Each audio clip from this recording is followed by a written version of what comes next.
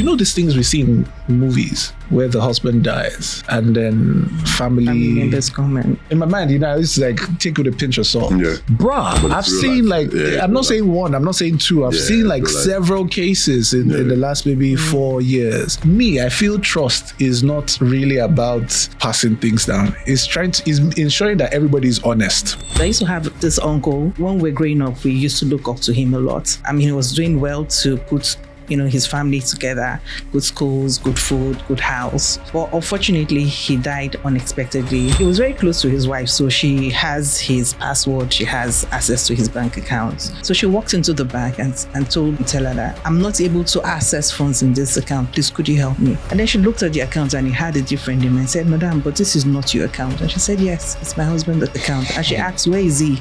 And she said, his leave. Stella tells her, it's either you come up with your husband's will, if not, you go do letter of administration. And she said, no, but I'm next of kin. I said, yeah, that's just a contact person. Now she is this family everyone looks up to, is now begging. The children are unable to go to school. Wow. They've moved out of the house they were living in. I think they've now gone to the village. Imagine if my uncle had created a trust. Immediately he dies, that kicks off. The UK Prime Minister announced during the week that he was banning social media for kids. Screens sort of create excitement in the brain. The brain sort of matures even until you're 22, 23, right? Even for you, I find that I'm not able to sleep if my TV is on, right? So you need to put it on. You really want to actually and just maybe sit in the dark. The sleep will come somehow. So I don't imagine what that is also doing to kids as well. So for me, the amount of adults that I know that already have depression, right, and get triggered by social media pressure when it comes to depression or whatever it is, I can't imagine the kind of pressure kids are under. Right? Do you think they're under pressure? Kids? Of course they are. Well, even when we were kids, we were under pressure. Yeah, and now it's the whole world. Pressure normal though. Not. I mean, you always be under pressure by different kind of things. Like I wanted to rap like Snoop, and I tried every time, and I couldn't do it, and I felt really bad. And there was nobody I could tell because if I tell anybody, they think I'm stupid, like you did, Chris. I can't wait for when the CBN will also compel fintechs to publish their annual report. I don't know why they don't do that. In fact, all microfinance banks should, especially deposit-taking ones, should publish their annual reports. All financial services should report by default.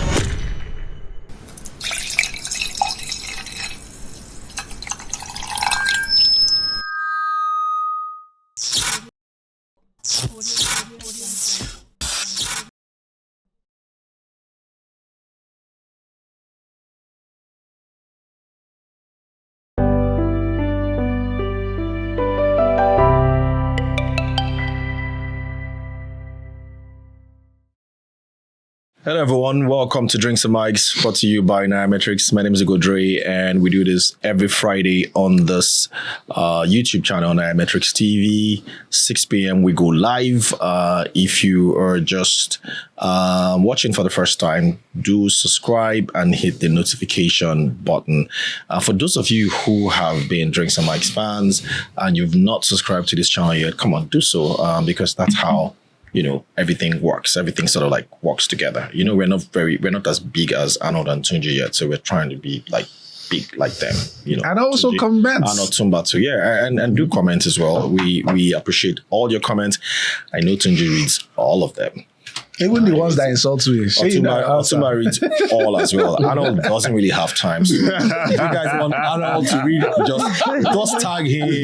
Yeah, tag him. Insult him. You can now come and just now read. The funny thing is that Arnold now comes to our WhatsApp group and said, wow, guys, this guy insulted me. And this guy just said, did I really say this? Did I really it's not going to like reply you guys in the comment section. He will come to our WhatsApp group. But Tunji has all your time. Tunji has time. I don't know where you find it. I don't know where you find it. I do. Please don't. Anytime you send it, I will read it. I am committed to it. Yeah. All right, fantastic. We got a lady in the house. Yeah, finally. We're always excited we'll have a lady in the house. It's been all male affair for some time, but it's not our fault though. I mean, it's not easy getting ladies in the house. So I'm going to let you introduce yourself before we go straight into today's discussion. All right. Thank you, Ugo. My name is Rita Imonieroh. I work with FCMB Trustees Limited as the managing director. Oh, we got an MD in the house. Yay. Fantastic. So as you guys know, it means we're going to talk a little bit about wills and trust, especially when you have big men around. I'm pretty sure these guys don't have wills and trust. They should. I kind of think so. I'm not sure they do, but I kind of think so. But we'll find out what I do. Well, it's when the funny thing is that this Maslow theory things really work, all right? Because when you reach, have trustees, then you now start to decide, you know what, I want to set up fund, I want to set up like NGO, let's just be helping people and all that. And just set up, you just know that you have so much money. Now you want to start getting set up a trust help you actually. Anyway, we're going to get to that in a bit. But as usual, we will touch on geopolitics. And it's been a busy week. By the time you're watching this, so many things may have gone down. So don't say, are you guys disconnected? No, because we tip a few days before Friday. So we're basically talking based on, so it's even more interesting because we will now know who is off the mark or not. Who's connected. But anyway, during the week, the Drinks and Mike's crew, I think we're right. We did predict several times that there was going to be a deal at some point. When I'm talking about a deal, I'm talking about the Iran US deal. So there was a deal that was announced by Trump himself and confirmed by the Iranians, and it kind of looks like the war in the Middle East is about to come to an end. It's been suspended for a bit, but it looks like it's going to come to an end. And then the Straits of Hormuz, that popular straits, it's now going to be open to all. As at now, details of the deal is not out, but we've been seeing a lot of stuff out there. One of the comments, and I got a lot of feedback as well. One of the comments I got from one article I read was that somebody who was criticizing the deal said maybe this deal was agreed on a WhatsApp group. They didn't really sit down to hammer this out. Of course, comparing this deal with the Obama one and blah, blah, blah. But just to get your views, let me start with Dele. What do you think? Is this something that would stick finally, or are we going to go back to, you know what, if you guys don't sign this deal, I'm going to throw bombs, beautiful bombs, real good bombs. Is that what we're going to see? I think Trump is tired of the war. Oh. And that is, so when you saw the comments he made about Bibi the other day, which I found really shocking, to say, Israel will be nowhere without me, that I have done something that no other US president has done, that Bibi needs to be responsible in terms of how he kills people, and if there's a terrorist in one building, you don't want to bring out the whole building because there are innocent people in that building. Which is kind of... I found that comment very, very shocking coming from him. But you can tell that it's either he's not able to control Bibi in terms of, Israel's reaction to the war in Lebanon. And maybe that's also, there's a lot of, and midterms are coming through as well very soon. So the Americans really want this war, at their doorstep. So for me the problem with Trump is that I don't know that we come to a place where if an American president says something, can I go to bank with that word? Yeah, if Trump says something. Exactly. If US president says something. They can't go to the bank, they can go to the markets. The market's always buying. But anyway, go on. So I'm not sure that anyone can take Trump's word for anything anymore. Just today, he still tweeted that if Iran does not behave, he's going to dump a bomb load of bombs on them. So this is what I'm trying to say. I was trying to do a deal with you. Yeah. He's saying, oh boy, if you know... But they said that's the art of the deal, isn't it? That's how he usually strikes deals. He tries to, if we talk to you here. He's getting a worse, it's likely he's getting a worse deal than even the deal that Obama closed, right? So, but we don't know yet, though. We don't know, but the numbers have been thrown around about them paying 300 plus. Yes, that one is no confirmation, right? Because one second they've paid. The next second Trump is saying he's not paying. There's something in the FT that just came out saying he didn't pay. So. I think for me, ultimately, I just want peace in the region. We want the straits to be open and let life. And that's the point. So if this ends up giving us peace, and then it ends up, giving us an Iran without nuclear weapons, wouldn't that be successful? And of course, with the straits open and oil prices going down, but at what cost? Exactly. So the question is, what was it before you went in there, right? And where are you now? Right. There was fear that Iran could have nuclear weapons. Wasn't that why he didn't want this? So let's go back to the Obama deal, right? The Obama deal essentially said you can't have nuclear weapon, right? But he didn't speak to you building your missile capabilities, which is why you see that the amount of missiles that Iran has today, they've been able to, essentially take on the world, right? That was something that the other Middle Eastern players were worried about, because you're saying that you're talking about the nuclear, but you're not talking about their missile capacity, right? I mean, don't countries have a right to defend themselves anyways? I mean, they do, but let me put some numbers to this, right? Iran is 100 million people population with a number of soldiers about 1 million, right? The next biggest country in that region is probably Saudi and Iraq, maybe 40 million each, right? The other players like Kuwait, it's fringe numbers. Now, if you go back in history, there was one time that Iraq invaded Kuwait. Iraq does not have a really strong army. Iraq took over Kuwait, half of Kuwait, in 8 hours. Right? So look at Qatar, for instance. Qatar is a population of maybe 1 million people at the maximum. Of that 1 million people, let's say half of them are men. Right? Of those 500 men, how many are of age to be soldiers? So Qatar today is probably maybe 200,000 soldiers at best case. But money day house, right? How many people is trying to put their lives on the line, right? So at that level of prosperity, nobody's trying to fight a war. So easily, a Saudi is not trying to fight a war. People are not ready to put their lives down because they have oil and they have soft life. But an Iran can decide tomorrow, we choose to invade everybody within that sub-region. And that is why Iran remains an existential risk. But some people will say that, the Iran hasn't directly attacked anybody without being attacked first, right? So directly, mark my word, directly, because they've done this with a lot of proxies, right? Whether it's the Houthis or whether it's the Hezbollah or any of these guys, but they haven't directly attacked any country. And the last time they had a war was with Iraq. So people would say, well, where then is the threat? Yeah, but it's still a threat, right? Whether it's direct or not, right? You'd find that Saudi and UAE go at each other, even on the African continent. You get what I'm saying? They would show up as allies, but in some country in Africa, they are going against each other. So war is going to it comes in different ways and different forms. It's not until, again, war was always back in the days where we ride horses and we go and charge. Today, now wars are just being thrown by missiles. Very soon it's drones. Next thing is hacking. It's monitoring. The way of war is changing. Tunji, but wars are being fought. What do you think? Like I said, you're one of those who said that you think it's going to end. So yeah, both sides are tired. No, well, for different reasons. I don't think the Iranians can continue much longer. They've put up a good fight. It don't reach. It's now at the point where it now starts to become detrimental. They can do a lot more. They can stretch it a lot more, but home is destroying. Economy is not good. You're spending money you don't necessarily have. They would rather be done with this war. The problem in this entire issue, in this equation, is Bibi. Is it Bibi or the extremist? Remove Bibi from this Israel. Conversation and everything. I'm sure a deal would have happened. Yes, remove Bibi from everything, and this thing just. That's what I'm saying. Is it really Bibi? I don't know if a deal would have happened. Well, I don't think. First of all, they wouldn't have invaded.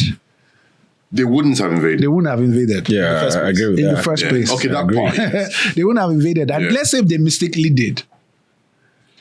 Because there were peace deals supposed to be happening. Then they were saying, okay, everybody hold ceasefire. Bibi was like, Yeah, but the deal. Went to strike this guy. Then they're like, Bibi's still fighting this guy, so it's off the table. Yeah. Bibi is the issue. No, but I think that regardless of Bibi firing, if what was offered to Iran was was what they wanted, we would have seen Iran. right? What they offered to Iran was what who wanted. Was what Iran wanted. Iran just wants to be left alone. No, but now they want a good deal. Now they want to get paid. No. They want a good deal. Yeah, you invaded them now. Yeah. See, I'm not denying that, but I'm just. I don't think that. No. He's trying to say it as if saying, Iran is just saying, give us money out of no reason. No. You came, you killed their president. Let's even leave that. But you dropped bombs on the country for no. They didn't attack you. There was no aggression from the Iranian side. Directly. Yeah. So you went in, caused mayhem. Now you are trying to create a deal. You must, in the words of the people on the street, you must settle them. Actually, there's actually, to speak to what I was watching something yesterday where right now Iran, they've shut down the internet. So essentially, nobody has access to internet right now in Iran. Yeah. Food population is up 70%. What's up population? Food inflation. Food inflation is up 70% right now. Yeah. I mean, obviously. Right? So the people are taking a big hit. I mean, that's to just point that they also can't. But the IRGC don't really care, to be honest, right now. Now, the thing is, again, the military is decentralized. So you don't actually know that because, again, the president of Iran is a lame dog. But at the same time, has no powers. Don't you also think that I mean, it kind of looks like they're also incredibly organized within this decentralized setup that they have, because it takes a lot, right? If you have a very decentralized government where deals like this, you need to agree within different, parties, right? Opposing parties, and then now accept it, and then now put it into place. For example, what tends to surprise me is when there is an attack, let's say Hezbollah attacks or Jordan attacks, and Iran needs to attack. When Iran attacks, right, they immediately stop when there's a truce. I don't understand what I mean. Because in a very decentralized setting, there's always one madman who just says, I don't care, blah, blah, and then within that decentralization, it kind of looks like there's also mutual deterrence. Argue, and I say, because I was in UAE when some of these things were going on, right? What I would typically not sleep until 4 a.m. Because what happens is, all those guys, they're in tunnels, right? And maybe the US is watching through satellites. So what you do is you push out the rocket launcher, you launch 2 or 3, go back into your tunnel. You run back into the tunnel, right? And you do that around 3, 4 in the morning, right? Because it will probably take maybe 5 minutes before a counteracting missile has spotted you out with your cruiser launcher to get them, right? So you find that even sometimes when a deal has been agreed as a truce, one commander somewhere is saying he hasn't gotten the memo yet because BB is still because BB does some tricky things, right? Some commander somewhere will say, we still have to respond to that. Anyway, there's a lot of distrust there. Rita, let me come to you. Crude oil price is down already. I think that's when we were tipping the $75 or so. It's falling rapidly. Massive. It's crazy. You think it's gonna hold? It's crazy. Is it? I don't think so. You think it's gonna go back up? Well, again, it depends on whether or not this deal is able to come through. I think, but I don't think it's going to hold through. As in the deal or the the crude oil prices. You think it might still go back up? I think so. Yeah. I mean, I've heard that as well. I hope it goes back up. What? I've set my outlook for high oil price. Why is I've set my outlook for global inflation. I've set my outlook for cost of capital going up. It can't go below set, please. So. When I saw below next, I was like, what? I'm like, see UK inflation still at 2.8. I'm like, what's good? So one of the things I say about Arnold a lot of the times is that he has now figured out market now. You people now want to so once you have the assumptions like this, everybody stay there. Stay there, please, as you are. Please. As you are. When I saw 79, I was like, what? And then he put something in the chat group, mispricing. I was like, yes. Misprice. But why do you think it's a mispricing or misprint? So let's look at this, right? It's the Strait of Hormuz is where 20% of oil supply comes from, right?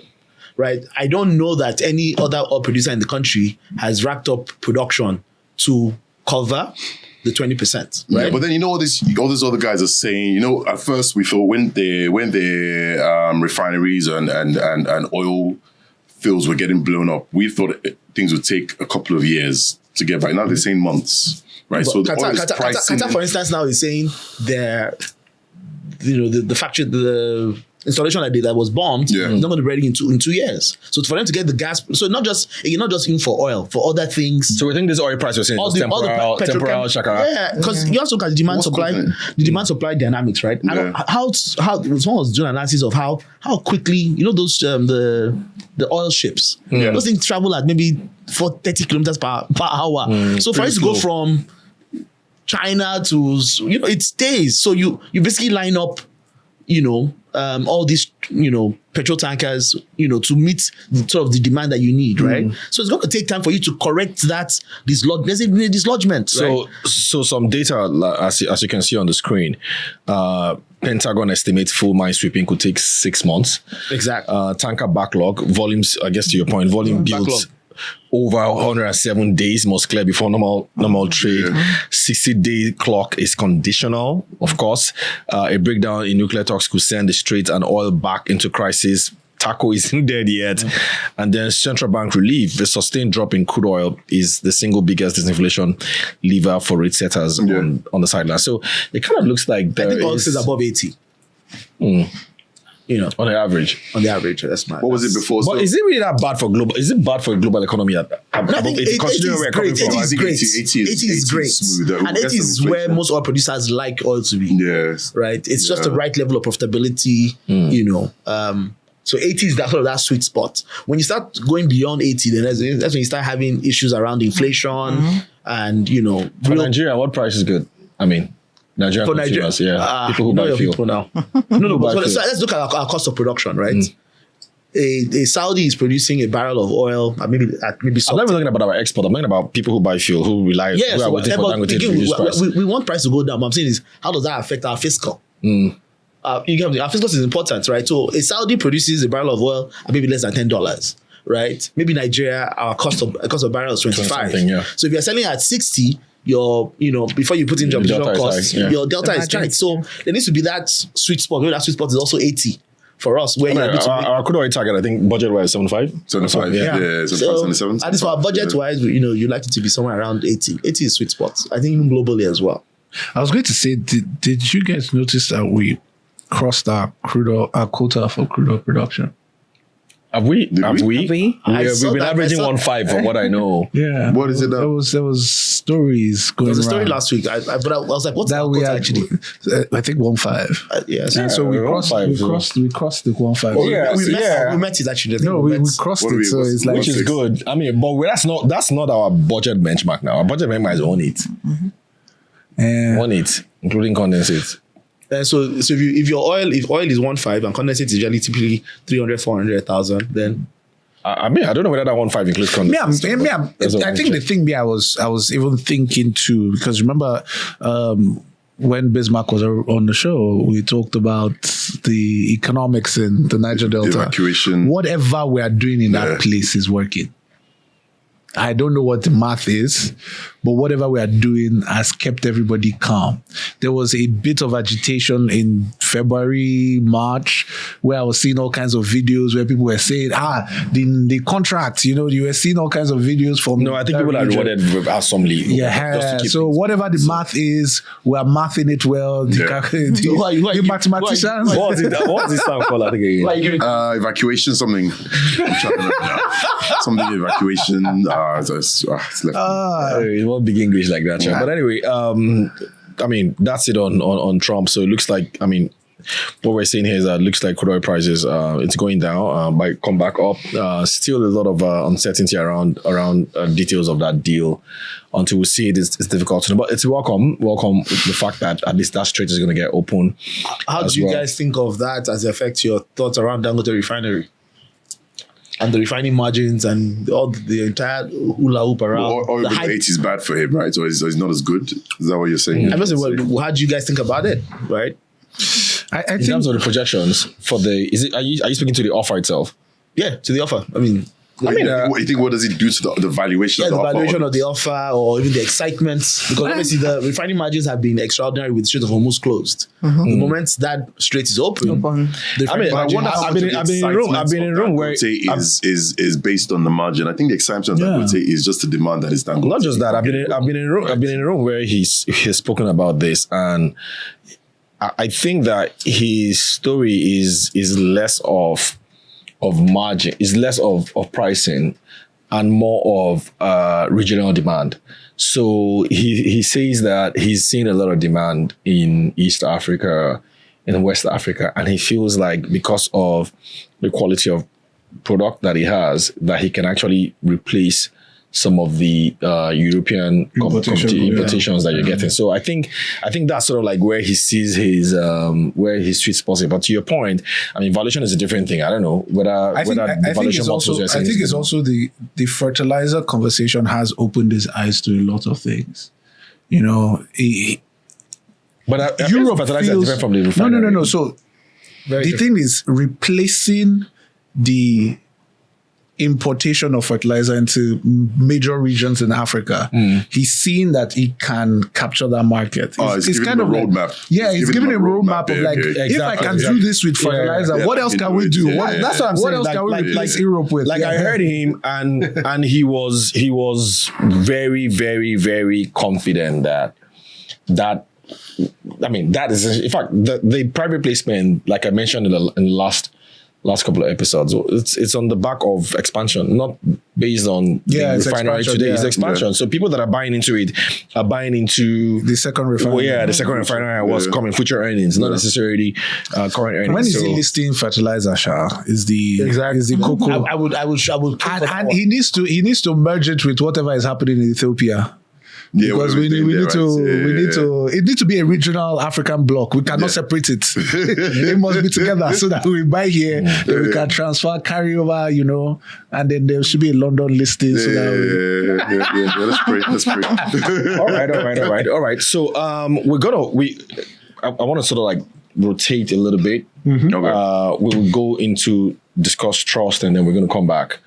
And talk about SpaceX and a lot of the other things that happened during inflation. A lot of data came out during this. I know you guys are all I like to hear your views when the alcohol has got you guys sound more excited, of course, and I think Rita might have to leave a little bit earlier as well. So let's talk trust, Rita. So, I mean, I have a friend who is in wealth right now. I don't want to mention names. Like things are really going well for him and all that kind of stuff. Somebody else as well whose husband is doing pretty well, but not really sure. People have also pitched me trust and wheels and all that. Why do I freaking need that? Like, why do I need to have a trust anyway? When I can just buy Microsoft or Amazon. Not be so. I'm sure she will tell you. She will tell you. Don't be so. Really? Yeah. So Ugo, this thing you said is what I hear all the time. Why do I need to create a trust? Why do I need an estate plan? Why do I need to have a will? Right? But we just don't. I mean, you spend your lifetime building so much. We're talking about Dangote refinery, him coming out with an IPO, whether you invest or not. But after all of this is done, what the question is, what's next? Yeah. So anything happens to you today, how would that wealth that you've built be protected? How would you ensure it's given to your loved ones? How would you ensure that your loved ones continue to live the life that you've built for them? Right? So that's the mainstay of estate planning, of whether you have a trust or not. I would want to answer your question by telling a very personal story. Right. So I used to have this uncle. When we're growing up, we used to look up to him a lot.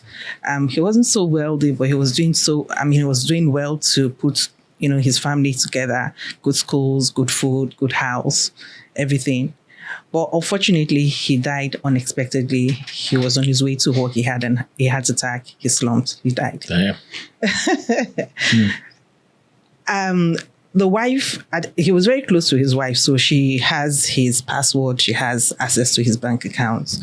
So after the funeral, she continued to, access his accounts until one day she couldn't again. She was using his ATM and all of that. So she walked into the bank and told the teller that, I'm not able to access funds in this account. Please, could you help me? And then she looked at the account and it had a different name and said, Madam, but this is not your account. And she said, yes, it's my husband's account. And she asked, where is he? And she said, he's late. She said, unfortunately, Madam, you shouldn't be taking funds from this account. And then she goes, how do I pay my children's school fees? How do I pay rent? How do I do all of this? And then the teller tells her, is either you come up with your husband's will. If not, you go do letter of administration. And then she asked everybody, and someone then came up to me like, Rita, you're a lawyer. Can you explain to her? And I asked her, I said, what's the problem? And she told me, like, no, there's no, in fact, what you were doing is wrong. You cannot continue to access this account. And she said, no, but I'm next of kin. I said, yeah, that's just a contact person. If uncle didn't create a will, name you as his beneficiary, and the only thing you can do is get a letter of administration just so that you can continue to access his assets. And she says, okay, can we start the process? And then I give her the steps to take. And she comes and says, no, this thing is quite expensive. Because for you to be able to get a letter of administration, at least bottom line, you must be able to drop 10% of the value of the estate. What? 10% of the value of the estate to the government. government. Is now 1 billion. To the government? Yeah. To who? So they will value the assets, and then you have to pay 10% of that as part of the process to get a letter of Jesus Christ. Who is that 10% going to? To the government. The heck? Double wahala for them. So let's assume you value an estate now, and the estate is worth 1 billion. 100 million is going to the government. And that's in addition to all the fees you pay. Of course, you pay your lawyer's fees, you pay application fees, you have to advertise in 2 national dailies. I know if I came to meet you and say, and my money is locked away, but I need 100 million. So lock it. Then it's probably a true story. Wait. Go on, first. Yeah, so I need to go because that was where she got stuck. She couldn't come up with the funds to process letter of administration. And of course, till now, I'm not sure she's been able to. What? But she can't even access that money? Except she gets a letter of administration. There's no how. Wow. There's no how. Without a will. And without a will, there's no way. Wow. So now she is the family who was once, this family everyone looks up to is now begging. The children are unable to go to school. They've moved out of the house they were living in. I think they've now gone to the village. The wife. So who is not enjoying that money? The bank that the money is in, or what? That's what I don't understand.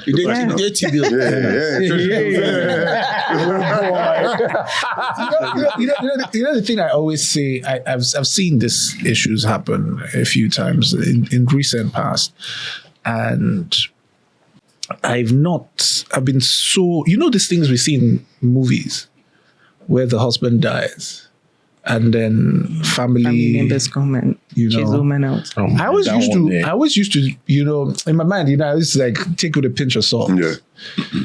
Bruh, I've seen I'm not saying one, I'm not saying two. I've seen several cases in the last maybe 4 years. So I feel trust is not really about, you passing things down. It's ensuring that everybody is honest. In what way?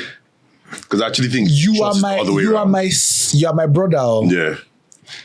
I'm now writing this to trust that you will be honest, so that when I die, all those things that were in your head about my money, let's keep it honest. Yeah. Stay where you are because you won't be able to touch it. Yeah.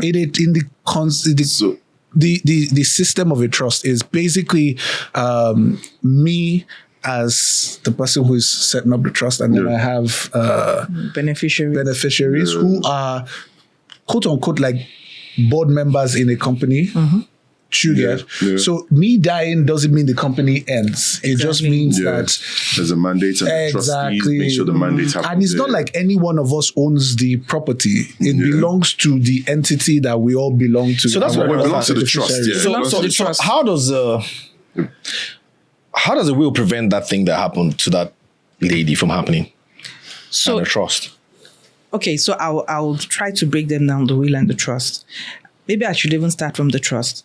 Because so a trust, and we call it a living trust, because it starts to take effect when the person is alive.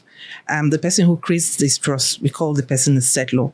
So the person, it starts to take effect. So imagine if my uncle had created a trust, named his wife as a beneficiary, and says X amount be given to my wife when this event happens. Immediately he dies, that kicks off. So that amount will be given to her automatically. So that 10% won't happen? It won't happen. That 10% won't happen at all. Right? So she immediately gets access to the funds and continues to live the life that she's used to. Right? Same way for a will. So a will would have named her as a beneficiary. Or what she will just do is present the will to the bank, and then she'll be able to access the funds. I'm making it very simplified. What about things like, people take time, they get probates? Because I always hear all these long. I have a friend whose father had a trust, but before they could get probates and all those things, took years. So that's another difference between the will and trust, because the will have to go through a process called probate, like you rightly said.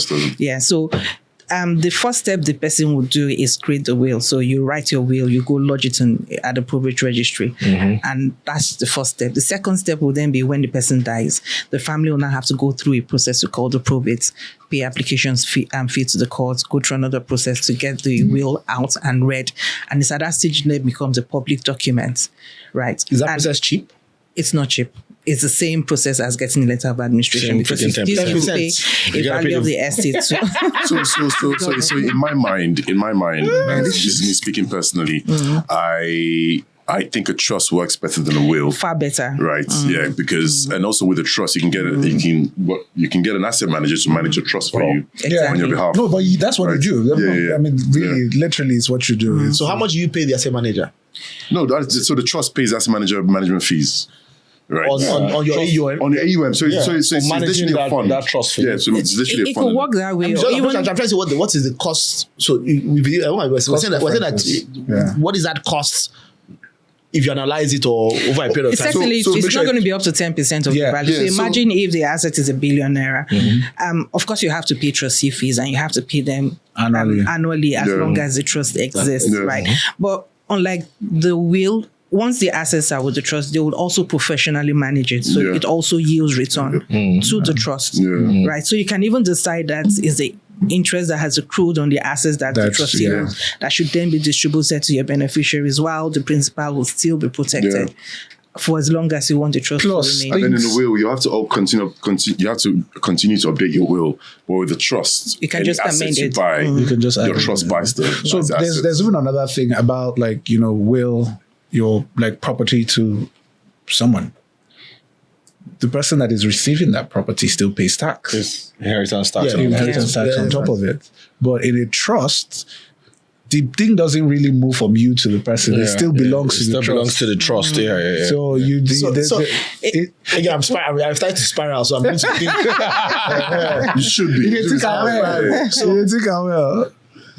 With a trust now, right? So because it sounds very elite, right? Well, it sounds elite. Now, so the question is that honestly, if someone if there's a middle income, if there's a middle class individual that had one home, one car, savings, very basic life. Would you take that as a trustee business? Yes, certainly. The example I gave is a middle class family. My uncle wasn't excessively rich. He just owned very little assets, but he earned enough to cater for his family. So, and that's the misconception. You don't have to be excessively, you don't have to have all the money.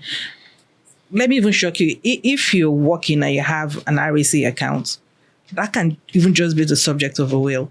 RSA, that's pension account. The will or the trust? A will. The Pension Act mandates that if you have your funds under your RSA can only be passed to your beneficiaries either through a will or letter of administration. So it's somewhat exclusive. We need to look into that. So the government will then take 10% of Why? the government will then take 10% of your RSA. More or Hey, less. God. So I think it should expand into Trust, accommodate isn't it? trust. Yeah. Yeah. So Yeah. that provision doesn't accommodate trust, just wills. Well, just wills and letter. But what if you deliberately say, okay, like in my trust, In your will. Yeah. So in your will, you can create a testamentary trust. What does that mean? So it's a trust created in a will to say that your ultimate or your beneficiary, the beneficiary of your assets Is your is a trust. trust. It's the trust. Yeah. Okay. So the money goes to the trust. Exactly. Yeah. So the That money 10% will goes- this happen. because it's a will. Yeah. So let me ask you about taxes though. So this is the part that I'm funny about, right? We're going to bring out this money. Because the tax on the trust is 25%. Is it 25% on the capital gains of the trust? So regardless of just to confirm, so if I have assets in the trust that are outside of the tax, whether it's income or whatever it is, but then the trust has a combination of different assets, and the trust itself makes a certain amount of money. That means I still have to pay tax, even on. Will the tax See, I know where I know this is going. I know this is The income on- I know this is saying that if a trust Makes has income shares Yeah. in Zenith Bank or GT Bank and sells it, would they still pay capital gains tax, which applies to everyone anyways? So the honest answer is yes. yes. Yeah. And before this tax act, this 2026 tax act, the answer would have been no. But this act has integrated a lot of provisions affecting how a trustee deals with trust assets. So before now, income from management of a trust asset is not taxable if it still remains with the trustee. It's only taxable when you then pay out to either the settlor or the beneficiary. But with this new tax act, once you make any income from management of the trust asset, it becomes taxable, whether it's in the hand of the trustee or with the beneficiary. So if you tax it with the trustee and then the trustee pays out to either the settlor or the beneficiary, they're not expected to pay tax again because it's already been taxed. But if the trustee does not pay tax and then pays out to the beneficiary will have to pay tax for the interest that has accrued on the management of that asset that was paid out to the beneficiary. I always thought that income from a trustee, from a trust, is usually tax exempt. So it's no longer tax exempt. It's no longer As of this year, as of this year. So the tax act has made a lot And of it's 25%, right? Is it 25%? The SIC is something. So for capital gains, I think These guys are coming after 10%. consumers. 10%. Yeah. Okay. Can I throw in another angle, right? So I watched the Michael movie, and I feel like I'm just reliving his life all over again. So the last 2 months, my entire Instagram feed has just been Michael. I've been watching every documentary on his life. So one of the things, obviously, he had the catalog, right, which was in his trust. Now, when I read through all the sort of interviews, is that the guys who were executor of the trusts have maybe easily made hundreds of millions of dollars for themselves as executor of the trusts. Now, even the decision on selling the catalog, right, was something that his mother wasn't happy about. But the executor, their decision on the trust overrides theirs. even the beneficiaries and the children's. So I would say that, for instance, now the argument is that Sony was not happy that Michael had all that catalog, right? Both white and black artists, you know what I'm saying? So Sony always wanted that assets, right? So nothing stops them from saying, you are the executor, let's compromise you, or let's do a deal on the side. You will get paid X and make sure that you get that catalog back to us, right? Meanwhile, the mother feels that this is my son's legacy and I don't want to sell it, right? So maybe you can help us understand who's the executor, who are the guys who are, You appoint the executor And protector, right? yeah. Exactly. And why are they getting paid? This is American law, obviously, but So the executors usually apply for a will, for a trust. They're usually protectors, right? And whatever happens in the trust is, like he rightly said, depends on what the settlor wants. And there's a document called the trust deed that stipulates, the powers, the instructions, or the intentions of the settlor, right? So if the executors were able to do that and amass wealth to themselves, then they probably have been able to get such powers from the trust deed that was created by Michael, right? But usually what the trust deed would do, or what the trustees would do, is to follow the instructions laid out in the trust deed by the settlor in managing the trust assets. And again, I don't know what happens in that claim, but for our local claim here, we only get a trustee fee from the management of the assets. Sometimes you can also get a part of the interest income from managing the liquid assets of the settlor. But beyond that, you can't amass unnecessary wealth to yourselves by managing the assets that belong to, the settlor. So maybe, I don't know what had But there was a lot of chaos around. Yeah, a lot of this. What I've always wanted to ask though is, can the beneficiary of the trust fire the executor or the trustee, or the manager, or people managing the trust itself? Again, it depends on how the trust deed is couched. So they may, so you could say, at my demise, then the trustee can be changed by either the protectors or maybe A, B, C, and D of my Okay, so it all depends on how so you can say, okay, you know what, if I have if the executor of my trust or people managing my trust are not delivering X number of returns and blah, blah, blah, blah, blah, then you can fire them. So you can do all the sort of... Yes, Can you maybe explain it also, maybe just for people who are watching, the difference between an executor and a protector? So what are those people, in a trust, the protector is someone who has oversight function on the trustee. So it ensures that the trustee acts in accordance to the dictates of the trust deed and the instruction of the settlor, right? So what would be an example of a protector today? So it could be anybody. Anybody. Anybody. I feel you could call me. So what's the role of the protector? Call me. In my mind, the protector is like the chairman of a company. I don't know if that's a good analogy. So the protector of a trust fund. It's just oversight function. It doesn't have real powers to dictate to the trustee. It just ensures that the trustee follows the instruction of the settlor and follows whatever is written in the trust. Kind of like let it be a third pair of eyes. Exactly. What happens if the protector or executor dies? Well, if the protector dies before the settlor can appoint. After the settlor dies. Yeah. Well, if the protector dies, like I said, the protector doesn't really tell the trustee what to do. The trustee already has, provisions on how to either terminate the trust or how to share the assets to whoever. Like I said, the protector is just an oversight function. It doesn't have real powers over the trustee. Let me again. Sorry, I'm just spiraling.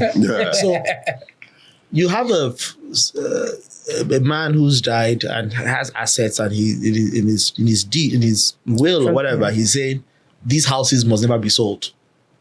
Yeah.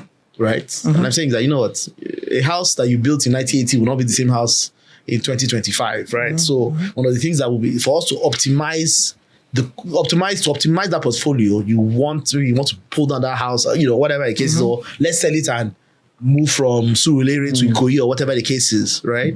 But that has been set in the trust. Yes. So at what point are you able to change that, right? Or where even the beneficiaries are like, you know what, we want to optimize the return on this portfolio, and we think this is the direction we should go, right?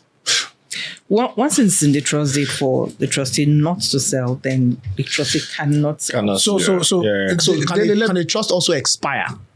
So I want this trust to run. Doesn't it all depend on how you couch your trust? So it all It's about the trust deed. So it all depends on how you put your trust deed together. So don't forget that the person that is writing the trust in the first place, there are many things going through the person's mind. Say, I trust this girl, but let me ask a question. Let me ask a question. So don't sell this thing. Leave her. You don't spoil. Leave her like that. So the truth is that 20 years down the line, you passed on.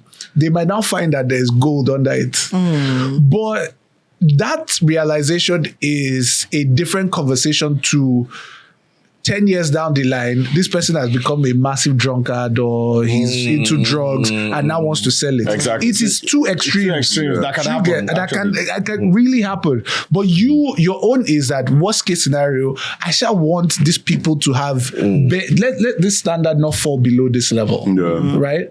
I want them to be in this place. So when the person is saying that, myself, don't sell it, leave it like that. Also, my dad's house, right? When he passed on, all kinds of talks around it. And, my dad he's a blessed man. Anyways, so all kinds of conversations and all kinds of quarrels about his property. And I think the general thinking was that it was going to be my fight. And me, I was like, I know fights now. Anything done, I won't do. But my own be say, una no fi sell am. Anything you want to do, rent or don't sell it. And the simple reason for me is this man had plenty property. He sold most of them. This is the one that is remaining. Let his grandchildren be able to say, "Na grandpa house." So that's all me I have. That's all me I have. Do you get? I have no other issue with if you want to rent it. Dede, I'm not asking you how much you get and all that stuff. But don't sell it. So those are they're sentimental sometimes, but just keeping that bare minimum, it's just the standard. Let me ask a question. So something I've noticed with trustees here, there seems to be conversations around trust and then conversations about estate planning. Right, where estate planning sounds like a trust, but it's not really, or it's not as flexible. I don't know whether I'm misunderstanding, and it's something I'm trying to get my head around because I know with a trust, I can put anything I want in and take it out whenever I want. I can mix up land, I can mix up different assets. But then there's this conversation around estate planning. So trust is actually part of an estate plan. An estate plan is how you manage your wealth and transfer more or less like wealth planning and succession planning. Okay. Right? So you have trust, you have wills, you have letters of administration, you have testamentary trust, all those processes that allows you to transfer wealth to third parties are part of estate plan. Okay. So a trust is subset of an estate plan. Okay, maybe perhaps it hasn't been explained to me. Yeah. So one last question before we take a break. You said that you don't have to be extremely rich to have a trustee. So if there was an employee, maybe somebody working in Chevron, or let's even say like one of these very big multinationals and earning plenty of dollars and all that, what kind of trustee would that person set up? Same one now. No. So it's a trust. A trust can do anything for you. So you can use the trust to plan your future. You can use the trust to plan. So, but you must have an asset, yeah. Yeah, everybody Trust has an asset. Yeah, some people live chop life for us. Like I said, your RSA, your retired savings account. Even so like life insurance. Exactly, life insurance payouts. So I have one more question though. Why is it more expensive to set up a trust in Nigeria than most countries in the world? It's cheaper. It is? Yes. It is not expensive. It's expensive. No, it's not. No. UK is cheaper. Mauritius is cheaper. Data. What's the data? I'll send it. Yeah. No, it's not. It's actually cheaper. I don't think so. Because the trustee fees are just Again, the fees are not. We'll do data. It's my industry, so please, we're not expensive. No, it's actually not. No, but it's expensive, something I've asked trustees as a joke, right? Because I've shown prices for some offshore places that you think are really expensive, and they're cheaper than Nigeria. I'd like to see it. When you see the trust fees, you might even start to question if whether that's trusted with a lawyer.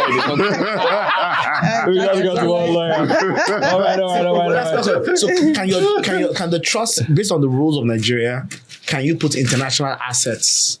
Do you have jurisdiction? Maybe I have that's interesting. Yeah. UK, US, or do I need to go and set up a trust there or a global trust to take care of those offshore assets? Or, very good question. No, you can actually add foreign assets, but there's a There's a caveat to it.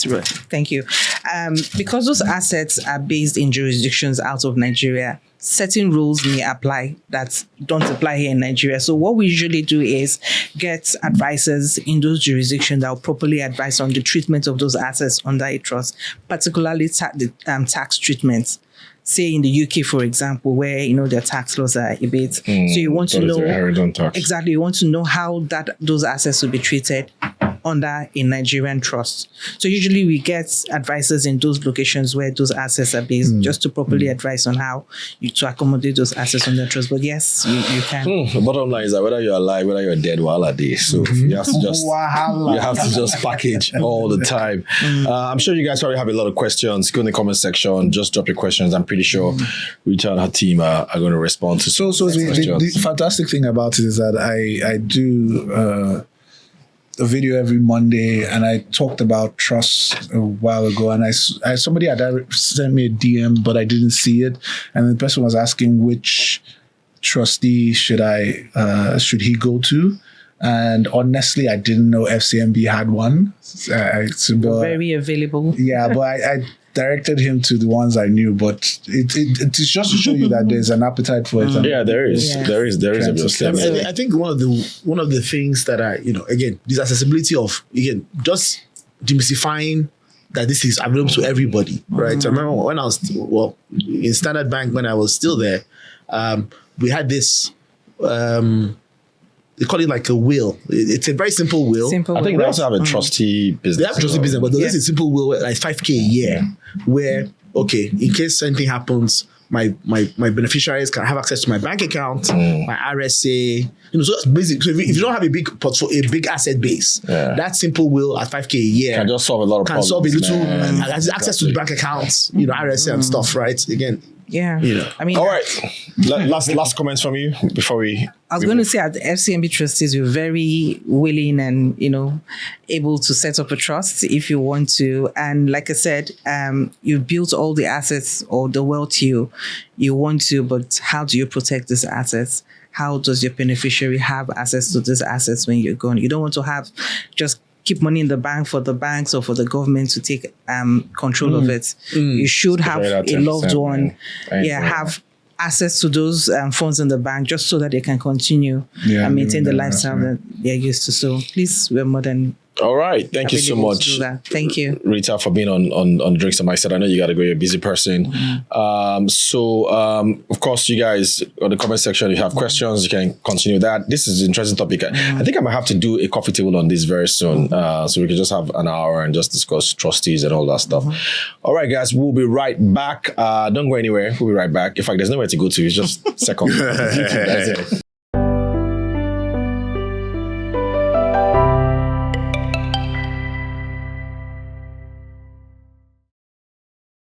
All right, welcome back, guys, to Drinks and Mics. Of course, proudly supported by Lead Drop, gives us all the drinks that we're enjoying today.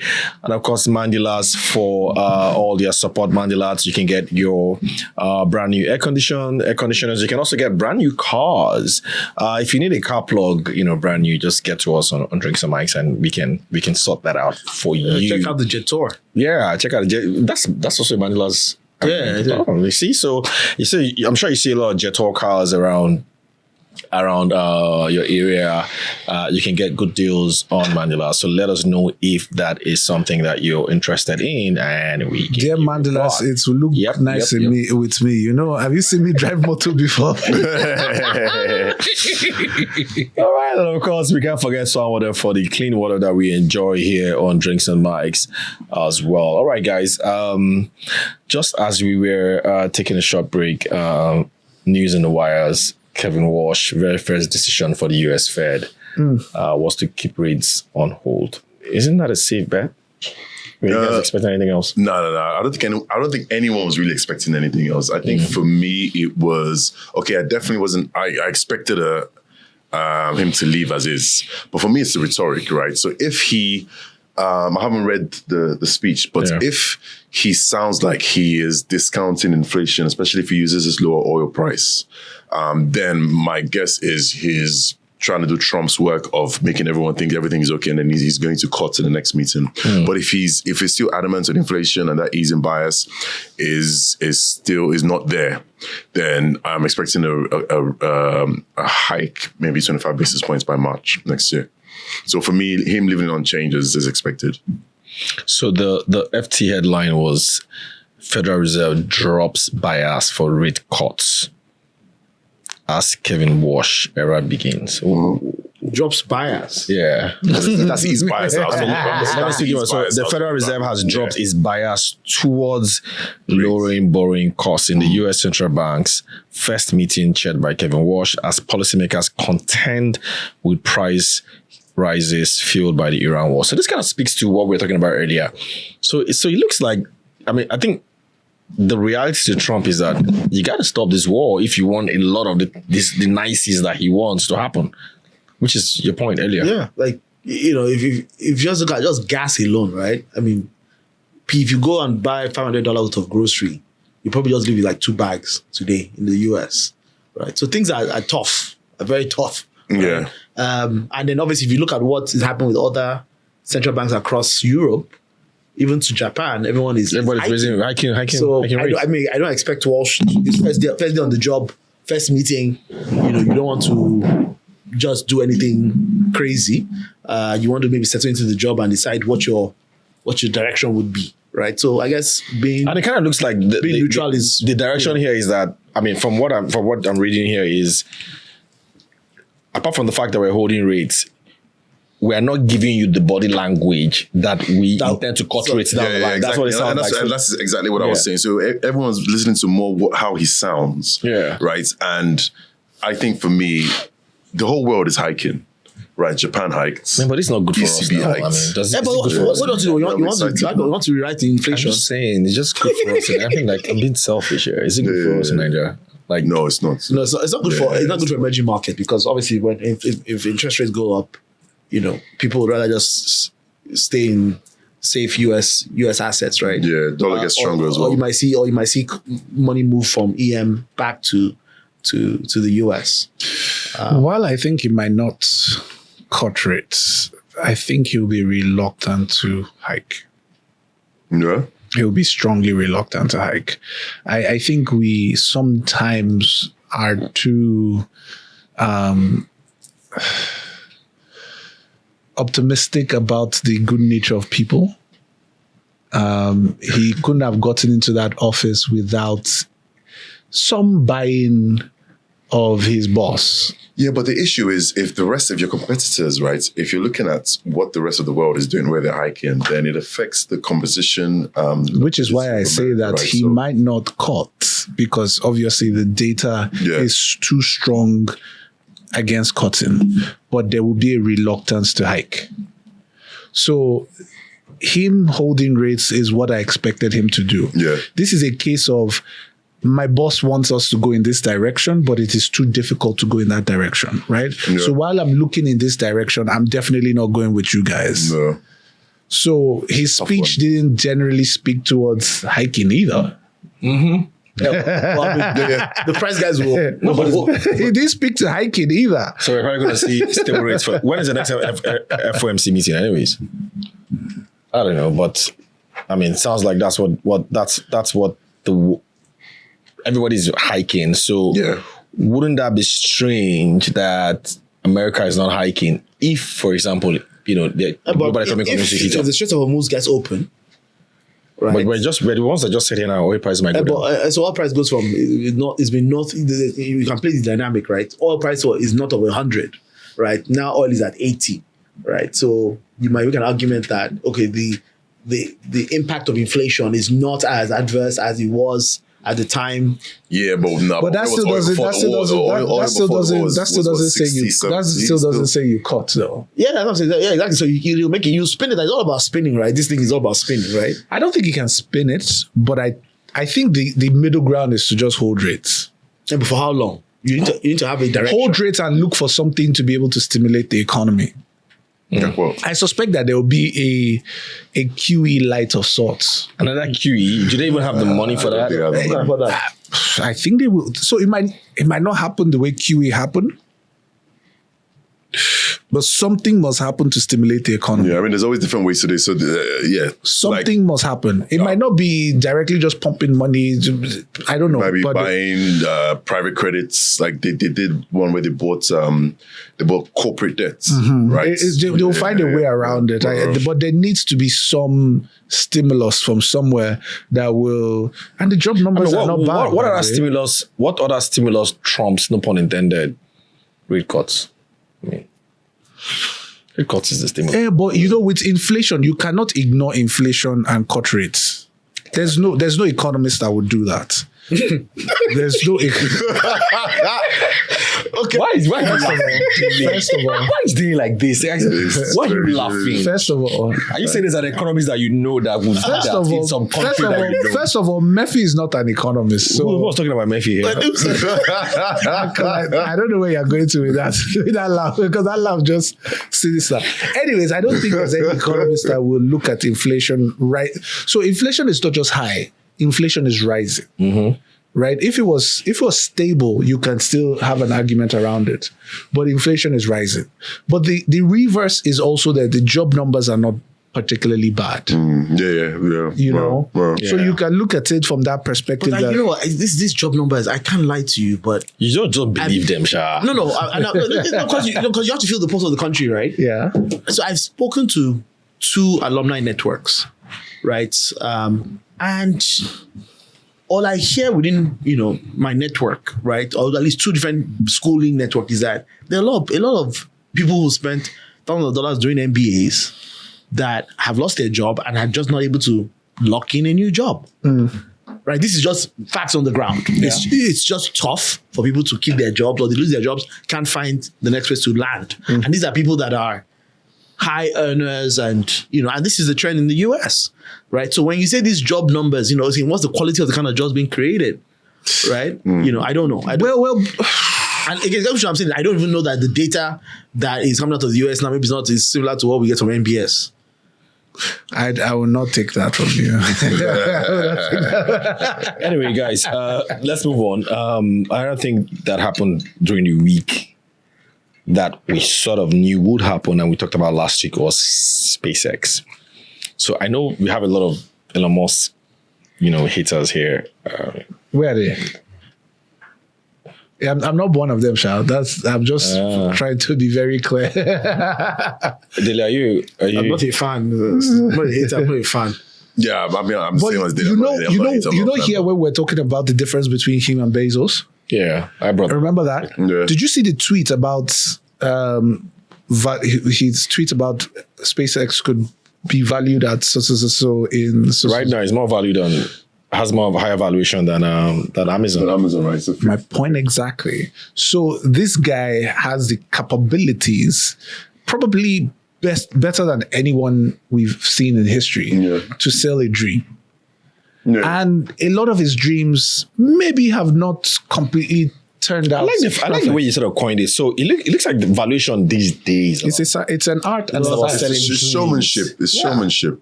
And I think it's probably always been like that. It's just that now it's now obvious that it's now it's seen always as been like showmanship. that. I know why. And I can tell you for particularly, so when I started our bar, I was always very straight to the granular. I'll tell them that, man, it's going to be hard though. For like the next 3 years, we go so far. And they'll be like, they don't give you any money. You won't believe You want to suffer with you? You want to suffer with you? So me, I didn't know. Me, I thought I was being honest. honest. You have to sell a dream. And People just love dreams. But there was somebody that I spoke to, someone who runs a big tech startup in Nigeria, a very big startup, and he said something, when they called, and he was like, he needed to run, and he was like, you just don't get it. You just don't get it. As in, I see your heart, but you just don't get it. this. You don't get it. Now you get it. Now I get it. If you don't get it, forget it.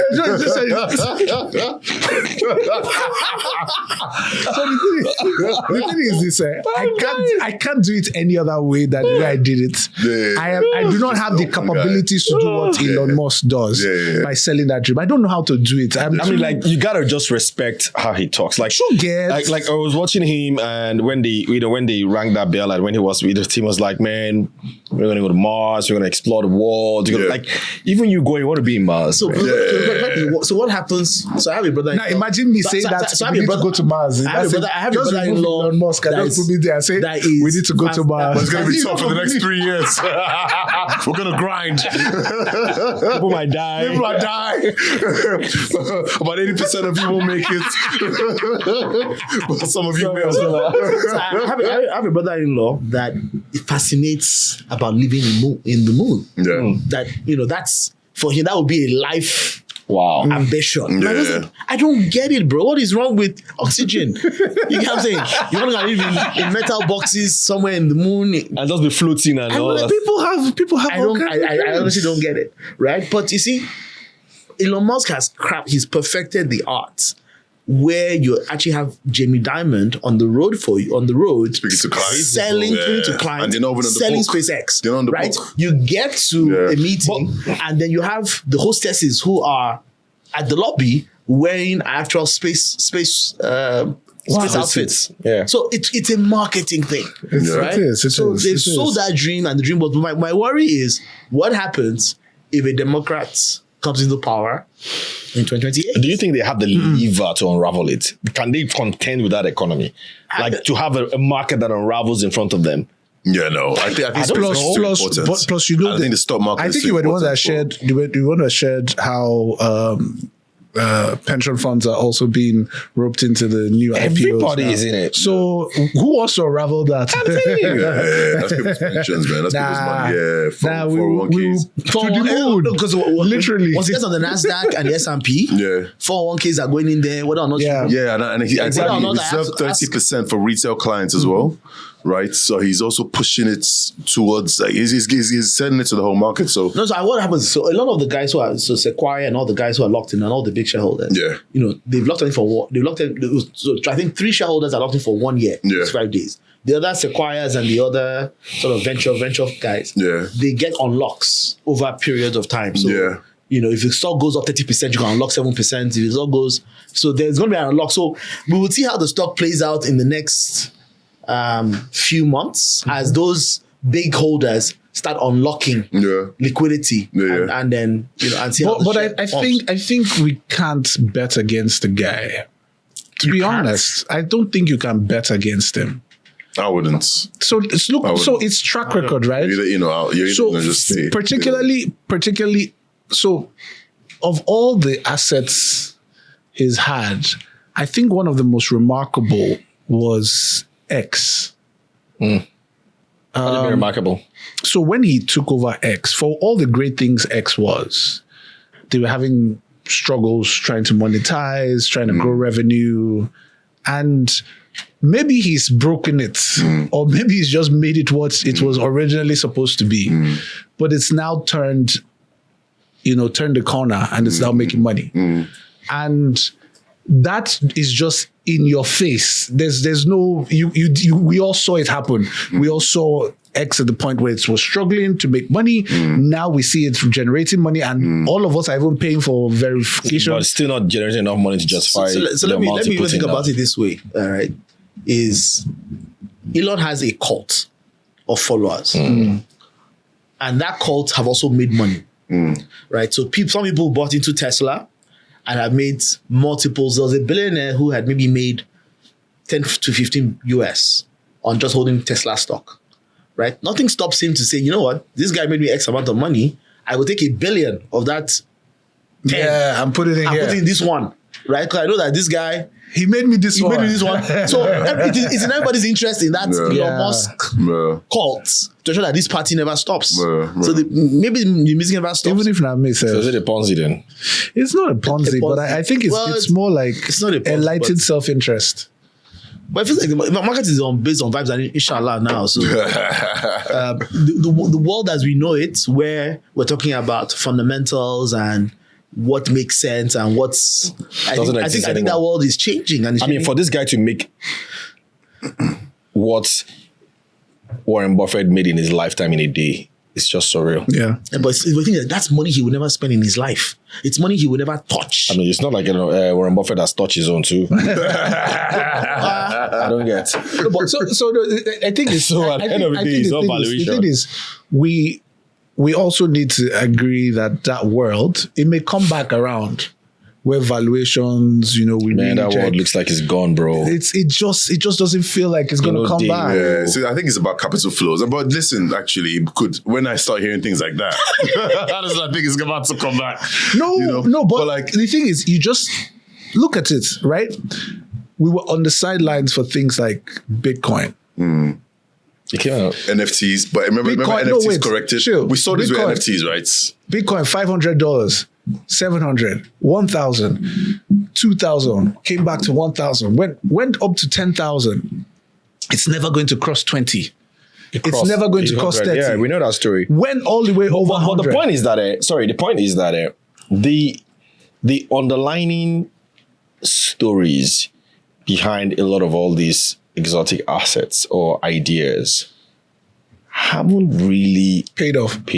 So but it's still not totally unraveled. Bitcoin was meant to be exactly. That's the point. It's not totally unraveled. Bitcoin was meant to be this revolutionary stuff. It replaced money. It was supposed to. DFI was meant to be this kind of finance. It hasn't happened. It used to be decentralized finance. Yes, now DFI. DeFi was meant to scatter everything. It hasn't.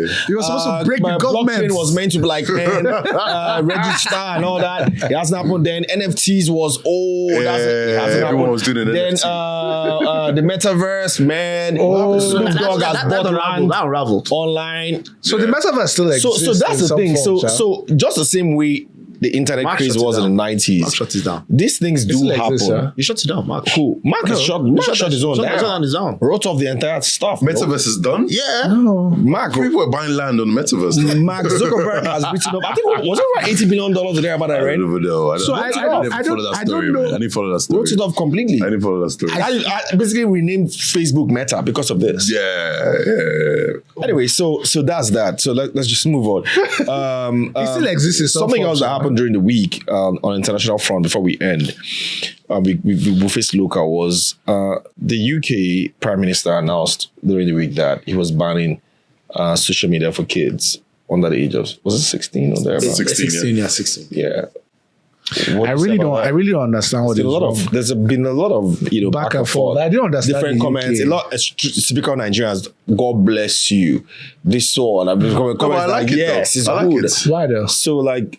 Why not? Why don't you I don't understand. No, why are you banning social media though? Why kids? Why to ban social? I mean, I came back. I told my son. I told my son. I said, "You don't like it?" By the way, young man, social media. Hold on. I told my son. I said, "Young man, it's been banned. The UK has banned social media for kids."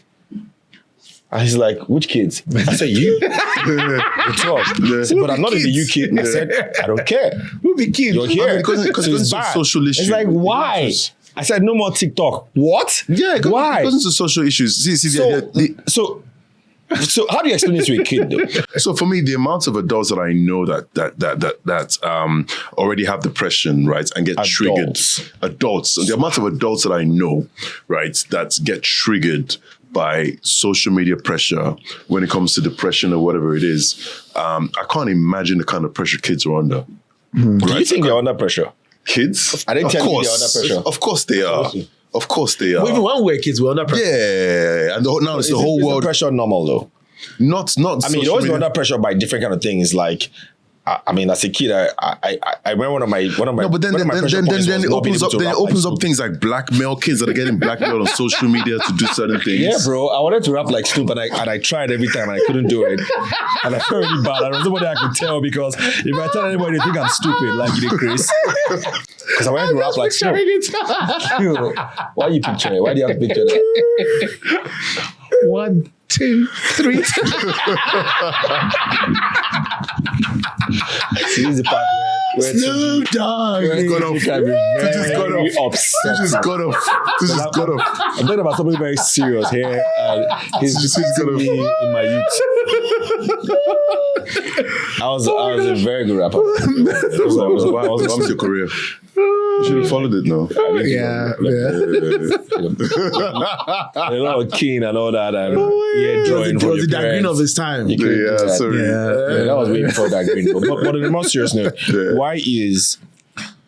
why do we need to ban social media for kids? That's what I want to know. I think it's happened in Germany, I believe, where they've also done the same. Yeah. And I think it's really around, again, screens sort of creates excitement in the brain, right? And I think there's also, again, we won't go to I don't know the medicine of it, but the brain sort of matures even until you're 22, 23, right? So you need to sort of find a way to get these guys. For me now, I like my kids to be outside, right? Like play with sand, interact. Just don't, because screens sort of excite, that blue light excites you. Even for you, I find that I'm not able to sleep if my TV is on, right? Yeah, so you need to put it on. You really want to actually Get proper REM sleep. just put the thing off and just maybe sit in the dark. The sleep will come somehow. But as long as it's on, your brain is switched off. So I don't imagine what that is also doing to kids as well, right? But it's possible that you will find that, that momentum will catch on. But are you against it? Let me get to you. What's the counter? I know Tuji's against it, but I don't see. I'm not against it. I just sometimes don't understand the UK on certain concepts. They've been towing a very liberal line of late, very open to ideas and ideologies around many things, especially things that affect children. So to then be hardline on social media, I'm just not sure what. So don't you think that social media has, as much as social media is great for businesses and so many different things, but don't you think that social media, especially impressionable minds, right, getting all that information, right, from around the world, not struggling to form their own opinions on things, your small community already has expectations of you, right? As adults, we can handle those expectations, right? We know who we are to a certain degree. So by the way, what do we even mean by social media? So for instance, do we mean YouTube Kids? Instagram, okay, I don't know. But for me, my mind, I think Instagram, Snapchat, TikTok. Because YouTube Kids, right, is not as extreme as a TikTok or a Instagram. But still, the largest form of content I see a lot on it is watch-alongs and other people maybe playing games like Roblox, so you watching them play those games and just have conversations. Roblox, right? They use as pedophile rings. Yeah, so right? I agree with you on many things, right? So for instance, my children, they don't play, we don't have Roblox. I've basically kicked all of that out, but they do play other games under supervision. They do watch YouTube Kids under supervision also. But I'm saying that, where do you draw the line? So here's what the UK is saying. So the UK says, which you can see on the screen as well, addictive designs as one of the reasons, child safety and well-being, excessive screen time and harmful content exposure, healthy online experiences, and then checking big tech power.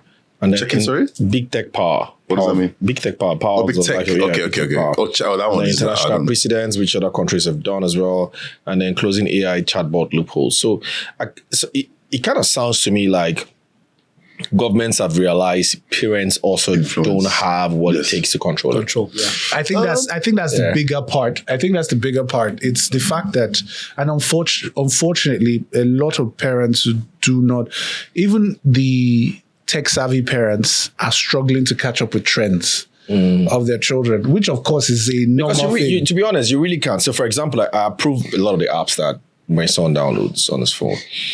But after he downloads, I don't know what else happens. right? And you can't like always go to the phone and check. You can put trackers. And all Yeah, I do all those things. I do all those things. I spot check. I do. Also, they go to school and have friends. I mean, a lot of stuff that I do. Again, so we didn't have social media. We didn't have social media. They always say picking one bad, go bad. All this my mom used to We say. have social Picking media. one bad, it go bad. So, Because you don't want to because I agree that social media is harmful for children. Okay. So the issue isn't about whether the UK is banning. Yeah. I'm saying it is. It just feels like one out of many things that they've allowed to happen, especially with all the liberal views they have in the UK generally about so many things. And I'm feeling, is this where you now draw the line? Yeah. I mean, you've allowed all of this. You now draw the line here. Come on. Yeah, I understand what you're saying. Yeah. Come on. So, do you think Nigeria should follow suit and banning social media for kids under the age of 16? I always worry when I hear Nigeria and ban in the same sentence. Yeah. I just no, because forget about Nigeria. the but- person that is going to ban it, does the person know what they are banning? So what does so I mean I kind of feel like how ban do you means enforce it? essentially they can't once you put in your age on Yeah, it'll on the be like a phone, sort of then age you thing, can't like download laws apps or and all whatever it that, is. Yeah. I mean, you just But download. again, so for instance, like Meta and many of these apps, if you put in your real age, except you fake your age, you can't get in normally. Yeah. Oh, really? Yeah. Yeah. So I got my kids smartwatches. You can't put their age on the phone. You know, you need the phone to be able to unlock the Apple Watch, right? So what you now need to do is set up the Apple family and then, Yeah. you know, set them up and Yeah, then yeah. they can use the smartwatch. You know, all those. And Apple family of the parents. Exactly. So there are what they restrictions see. built in Hey, anyway. they're built in But I'm anyway. just trying to make it legal because I mean this is just the apps. Anyway, let's move on, guys. Let's come to local. A lot of stuff happened during the week. Key one was inflation numbers, hitting up 15.93%, up from 15.69% in April. Of course, month on month, we kind of eased from that very crazy 2.13% that we saw in April. 1.1 month on month eased to 1.75%, and then food inflation 16.96%. During the month as well, while we have core at 16.82%. So kind of looks like food prices, prices in general still climbing. But is it at, you know, the alarming rate, or are we like spot line? Okay, considering what's going on with global crude oil prices and fuel prices locally. I mean, it would this is suggest that I think it's going up at a slower pace. Yeah, it's almost slower than expected, So right? again, oil went from 60 to not of 100, right? Yeah. But it's not going from 100 to 120 or 140, right? So, you know, that lag, you know, it's slowing down. Slowing down. 15.93%, guys. When can we ever You are single-digit inflation in this country? You are not built. So you know what's so funny? We had some conversation yesterday. Because that thing is just I had a conversation with a crazy. friend yesterday. They set up a business in Kigali. Literally a few weeks ago. This business has no revenues. They walked into the bank and the bank offered them a loan for 8%. That's my point, exactly. We talked about it a few times here. No revenue. Yeah. Okay, you bring in your 20-30%, right? We'll give you 8%. 8% and whatever. Yeah, but what's that's I called the bank for a loan but it's a last different week, and they told me environment Gidigbe 34%. But it's a different environment. But Yeah. what's the potential year-on-year growth on the business, right? Well, Here, There's a match. Here you right? have revenue. You have revenue that is coming, proven revenue. Let's do this. Treasury bill. I'm not defending high inflation. Maybe the whiskey now hits me. But let's do this now. He saw I was waiting for him. I was Yeah, just let's do looking at this him now. like, Treasury bill came out today, 21%. Yeah. Inflation is at 15%. Spread is not bad now. What's inflation or 1 year Treasury bill yield in Rwanda? That's what I'm saying. I'm saying you're in a high growth. I'm not defending this. No, I get it, but you're trying to explain You're it. in a high growth environment. No, you're explaining. You're in a the high reason. growth environment. I get you. Yeah. So you're explaining why interest so is because high. it's high yield. But why High is growth. lending rate 34%? That's my point. If inflation is 15.96%, you're not Aliko. Yeah. It doesn't matter. I mean, the guy that went to collect that loan at 8% is not the richest guy in Rwanda. He doesn't have revenue. No, I'm saying in Nigerian context, you're not Aliko, so So my point is that I don't know, but I mean, it just looks like structurally. I know that on an average, on a long-term levels, inflation rate in Nigeria is about 12%. On an average, it's been like that for years. So is it a curse? Is it what we're meant to essentially accept? If you understand CPI and imputing to CPI, two things: fixed storage, fixed structural transportation, and inflation drops under 10%.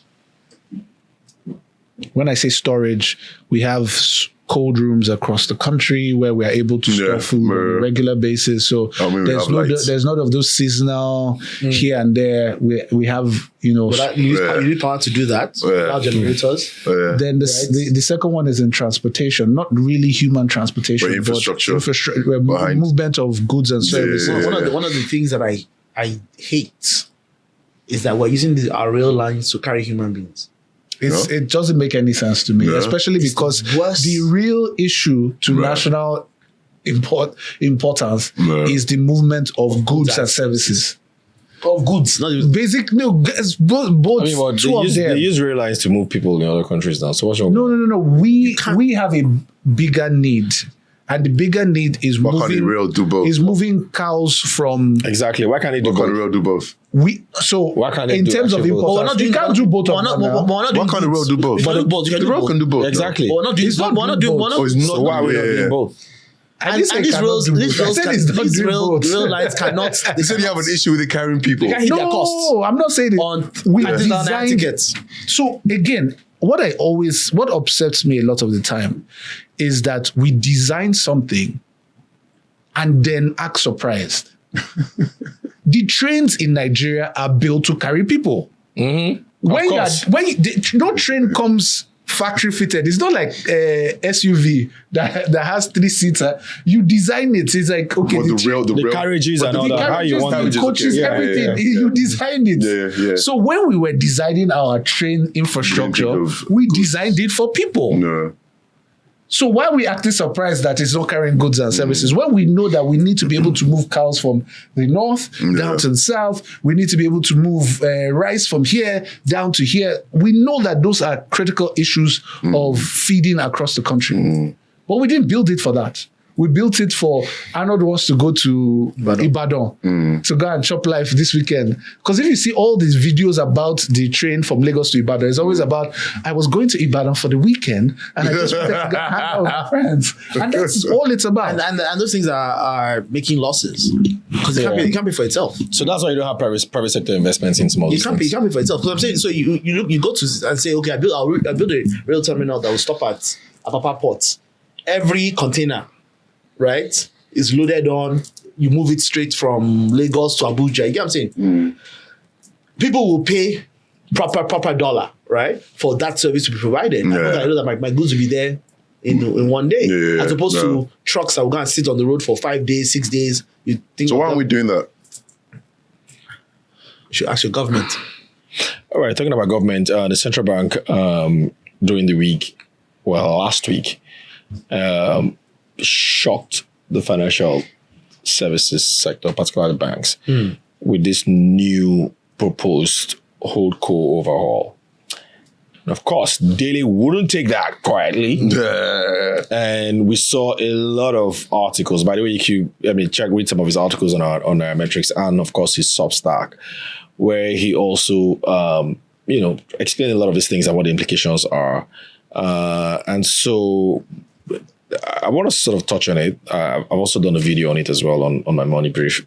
But I guess the talking points here are, one, holdcos are not expected to have a combined the combined capital of their subsidiaries with an extra 20% on top. That's one. Two, the CBN is also proposing that holdcos that have banks that have banking subsidiaries, because typically at the moment, subsidiaries, most banks that have subsidiaries outside Africa, those subsidiaries are under the banks. So the CBN is saying, you know what, spin them off, put them on a separate. So say that again. So if like Access Bank, for example, Access Bank owns Access Bank Ghana, Access Bank, and all the other countries. So they're saying, you know what, all those banks that are under Access Bank Nigeria, spin them off, take them out of Access Bank Nigeria. They should be under a different entity. Okay. That is under the HoldCo. Okay. Right. So that's one of the So what things. does that do to? That's what I want us to discuss. So that's two. The third one, of course, is shared services. They said they're limiting shared services to legal, I think IT, and then facilities. So HoldCos usually do all this shared service stuff. So they say, you know what, just limit it to facilities. For example, we can all share the same office and all that, legal services, and then technology. Yeah. Anything else? Pensions has always been very anything else specific. Yeah. They want that autonomous. Yeah. I mean, even when you're in the same building, there needs to be a Chinese wall between both of you to separate me from you. So let's talk about some of these things. I've never really seen the point of that. We'll get to that. So those are the three. So let's talk about the first one now. Is 20% capital buffer. I think let me start. I think the first thing is, I would like to even give credit to Central Bank for releasing the documents for the industry to debate it. I know he had to throw that shade. That's typical. It's important because at least now. So you're saying other regulators? Oh, no, I mean, we have other regulators, at least, very obvious to them, that would release circulars and just say, this is how it is. Yeah. Go and deal with it, right? Yeah. A regulator has said, this is what we're thinking about. Talk us, write to us, and let us know what the issues are. And I think that's one, right? Number two is, and where I would fault the central bank, is that last year you said everybody should go and raise capital. You've now come with Section 7, right? And the problem is that Section 7 now suggests that the sum of all your subsidiaries plus 20% would mean that certain banks, when they add up all their capital for their subsidiaries and they add 20%, needs to be higher than, their capital needs to be higher than 500 billion. Essentially, right? So if a holding company owns a bank, a pension fund, whatever, add up all their capital and then add 20%. So that means that I need to go back into the market 100%. to go and ask for more money. That is just crazy behavior. Within 5 years. No, within 2 years, within a year, because we just raised money last year. So what was that? Where was that strategic thinking that this is where we're going with the strategy? So it then takes me to my third point, which is that it feels like sometimes the way we had an issue with the capitalization. Now, in hindsight, is we've looked at the level of provision in the industry, right? And say maybe central bank was saying things that we didn't see, right? And why was central bank saying essentially retained earnings doesn't mean anything in the books, right? Because that's what capitalization last year, what happened last year was saying, we don't believe your retained earning number, right? So let's go and raise capital, right? So, and we question all of that, right? Now, the thing here is with this one is you're now saying, okay, we don't. It's like they're selling banks that we think have problems in the HoldCo. I feel like this regulation is we identified one or two banks that have issues, and then because of that, we have done a blanket rule that then makes everybody culpable. Okay. So right? Why don't we then go and address those specific banks and issues as opposed to making it an industry-wide? But then I identified 7 issues right from the draft. You've mentioned a few. I can get into all the others. Okay, so that's the issue you have with the 20% one.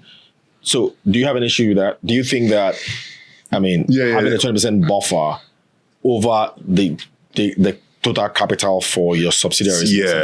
So I agree with Dele in terms of just the need for another capital raise again. It's like I know we're seeing it across the board with different financial services, with banks, asset management, insurance, everything else.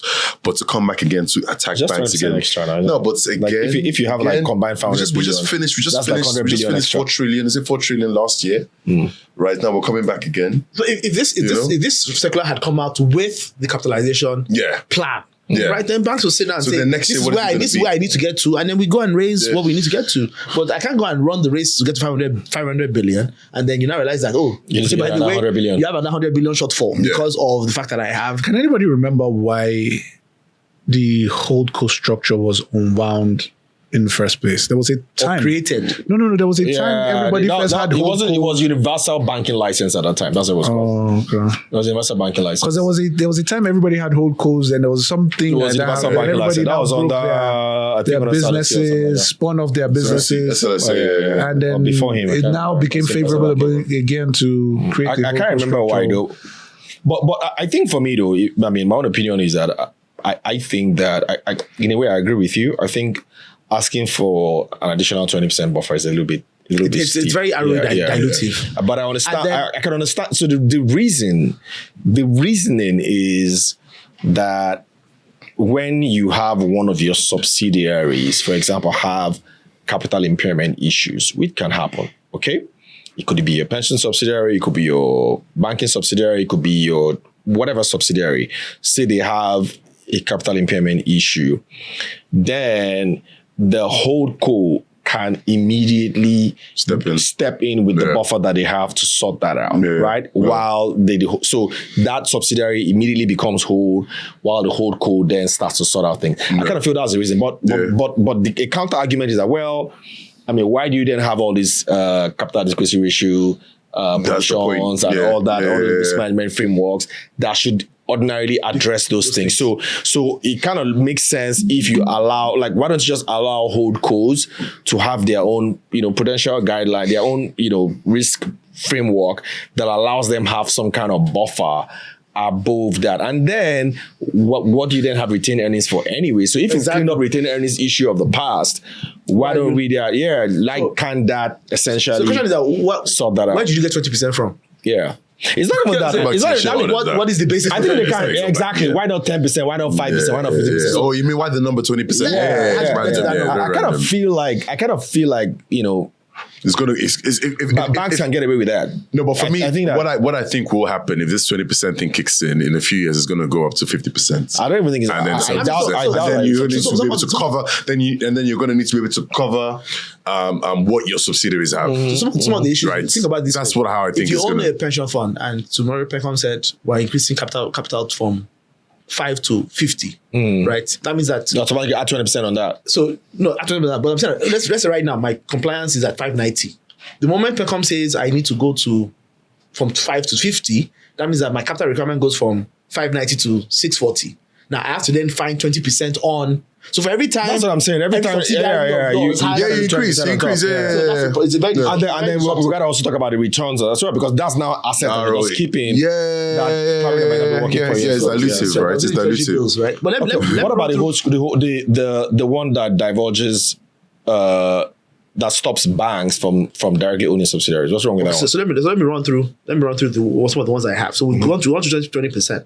The second one was 51% ownership, right? Yeah. So BOFIA allows you to own a subsidiary 50 plus whatever, one share. Yeah. Right? Now, where there's a lacuna, this is saying you must own the subsidiary by 51%. Yeah. Right? Otherwise, you have to divest it. So if today you are sitting on a pension asset and you own 50.4, right? If you don't in principle get to 51, it means that you need to go and sell that pension asset. So that means that you have to go and beg a shareholder today to sell you 0.6 to get you to 51, right? So what's wrong with that though? I don't know, you just need to nothing wrong with it. You just need to marry. If that's what you're going to, you just need to find a way to smoothen both here. So what's the minimum that you can own in an asset that makes it a subsidiary to you? 50 plus. Above 50%. Yeah. Right, so that's 50 plus one share. So why are they so keen on 51%? That's what I'm sure they haven't seen that lacuna. Yeah. So they'll probably they probably fix that. So that one is easy to fix. Yeah. They'll easily fix that, right? The other thing was with foreign subsidiaries. We talked about that, where subsidiaries, foreign subsidiaries must move to HoldCo. I kind of like that though. It's good because it protects the local bank. Yeah. But guess what is?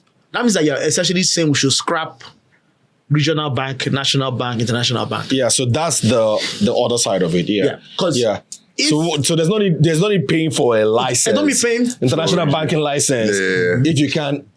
But then who is paying? So what if they now say, okay, you know what? It's not the bank paying for the license, the HoldCo. I mean, isn't that what it is essentially? No. Well, yes, no, because today's Zenith Bank doesn't actually need 500 billion. 500 billion. Yeah. Right? But because they want to operate nationally and they're not a HoldCo. Even though I don't know whether this applies to Zenith Bank, because Zenith Bank is not a HoldCo. Zenith Bank owns Zenith Bank UK and Zenith Bank in other countries. But they are saying now that the local bank, that's a Nigerian bank, say, okay, let's use Access or let's use First Bank, HoldCo, for example. Yeah. So First Bank cannot own shares directly in First Bank UK or First Bank DRC. So I think that CBN needs to look at that role again, because it's going to lead to unprecedented problems for central bank, things that they haven't looked at. And I'll tell you why. So today I look at my bank, I have a national, I look at, and let me use a name, Fidelity Bank. Fidelity Bank has a national bank, is in Nigeria, has only one subsidiary, which is the UK, right? I had a problem with the fact that, as far as I'm concerned, that UK entity is either making just enough money or is loss making or making minus money. So why would I go and ask my shareholders to give me capital from 200 to 500 because I want to have a UK entity, right? I look at what's the use of my capital, right? That's one question. The second thing is, you then move all of these subsidiaries to the HoldCo, right? What would I do if I was going to go through the hoop of the law? If I have very creative lawyers and accountants, what I would do is I would just take my HoldCo, register it from Nigeria, and move it to Mauritius or move it to London.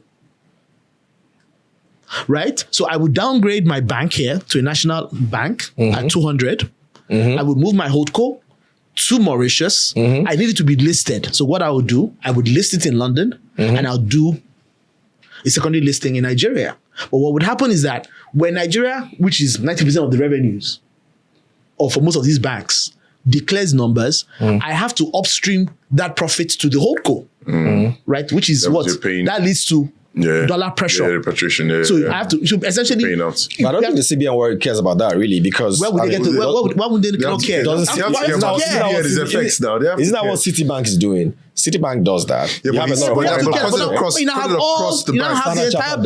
the entire banking sector upstreaming FX out of Nigeria. Plus MTN, plus Airtel. I don't think so. So I think there's a report that Chapel Hill put out a couple of weeks ago, and I think there's an article on Nairametrics that will put out on this very soon, because I was doing research and found that Chapel Hill report may have actually been the precursor to this. If you go and read that report, which is on the screen now, there is a part. So it was, I think we shared that report in the group. I don't know if I shared it in the group some weeks back. Yeah, it talked about the discounts that why Nigerian banks are trading on a discount. That report was, so if you read that report, you will see that there was a part in that report where one of the reasons they gave was this HoldCo thing. I don't know whether it's a coincidence, but in that report, they sort of described how HoldCos operate across Africa, and Nigeria is different. In South Africa, where you work, Standard Bank. So the Standard Bank Nigeria is not owned by Standard Bank South Africa. It's owned by Standard Bank Group. So there is another entity that is registered that's registered offshore that owns shares in Standard Bank Nigeria. So what that essentially So what that essentially does is that the business of Standard Bank South Africa is completely immune from whatever happens in Standard Bank in Stanbic Nigeria. Okay. Whether they're in impairment or and so it kind of looks like that's what they're basically saying. So they said that is why a bank like Access, for example, that has so much value, you can't really see that value reflecting because it is bogged down by Nigeria. But I agree. I don't have a problem with this separating it. I'm just saying that if I was a bank, right, my question about why would I leave 500 billion of capital in my Nigerian entity right? Yeah. You downgrade that license to 200 billion. You move it to, you find a way to the HoldCo. You go and list it. I don't again. It's not like we're in a regime of regulation in this market now. So guess what? Let me reduce my headache. I'll move my HoldCo elsewhere where I can get tax efficient. But what would happen is that when I make 90% of my earnings from Nigeria, it will flow to my HoldCo because you have to upstream capital. Now, for particularly the discounts for HoldCos, and I say maybe particularly UBA, the reason why UBA is not reflecting the value that it needs to reflect is because it's making a lot of money in the African subsidiaries. But how much of that of the earnings in those African subsidiaries are being upstream to the HoldCo? They are. That's what. I'm saying I'm paid out as dividends. They are. That's my point. So UBA don't pay dividends this year now. Yes, now because of the issues, capital education issues that the bank in general has. And so the point is that by splitting these entities, right, you can now have banks that you can easily demarcate issues. But if the Nigerian bank has a product, it's not a listing issue because guess what? The moment my HoldCo, right, moves what are you listing? I can't list it in Nigeria. You have to. It's not becoming like an Airtel Africa. I just give you Stanbic. So Stanbic is listed in Nigeria. But Stanbic is Nigeria, but then SPG. So the point is that, but the whole exactly. No, but the so whole look at the Standard Bank. Standard Bank Group, sorry. So, SPG. but what is listed? Because that's the thing, right? You are buying the Nigerian business, not the group in Nigeria. And all the businesses that you have in Stanbic are Nigerian businesses. When you start having businesses from Ghana, that's what I'm talking about. Those offshore entities. So let me give you another example. This is Standard Bank, right? Yeah. Standard Bank Group owns the Standard Bank of South Africa. SPSA, yeah. He owns Standard Bank Group International. He owns Stanbic Africa Holdings, and then he now has Standard Bank Offshore Group, which owns Jersey, Isle of Man, and Mauritius, right? And then it now has Standard International Holdings, Liberty Holdings that owns Liberty Group. That's how they are set up. Yeah. So Standard Bank Group itself is the HoldCo. And that's what they're saying. So if you go to First Rand as well, same thing. You have First Rand, you have First Rand Bank Limited, First Rand EMA Holdings, First Rand International, and on a First Rand Insurance, blah, blah, blah. Yeah. And then each of these guys now own their entities. Yeah. And then it goes on and on and on. So my point is that if this is what is obtainable in most then most what would happen is that again, so how will central bank just essentially allow for all banks to convert to national license? That's what it kind of looks like. So that's the trade-off. Yeah, so you can't hold them to that and still think that they should hold 500 billion in capital. So the third issue was shared services, right? Yeah. A lot when you gist with people, you realize that we say we are HoldCo. CEO sits in the HoldCo, the bank is here, but you realize that CEOs of HoldCos are sitting in meetings for the bank. Right? CEOs of HoldCos sit, okay. They're not, they sit in. Yeah, but I think one of the rules is that they can sit on the board, but the actual everyday meeting, right? The because CEOs, again, larger than life personalities, are sitting on the meetings of the bank. But what happens is that when they do the meetings, you would exclude the name.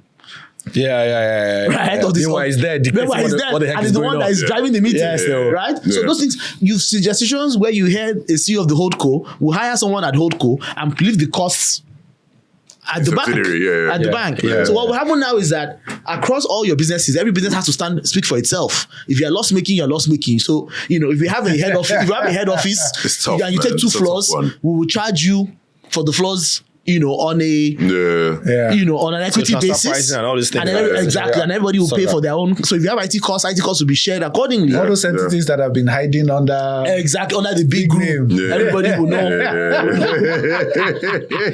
The fourth one was intracompany lending provision, right? So basically, the situations where the bank could lend money to the HoldCo. Now, Central Bank is saying that if the bank lends money to the HoldCo, I would debit. I kind of like that. I would debit your capital from the bank. Yeah. I would treat it as your capital written off, as the HoldCo has essentially taking capital from its. Taking capital. So that impairs your capital depreciation essentially immediately. Right? Okay. That is positive.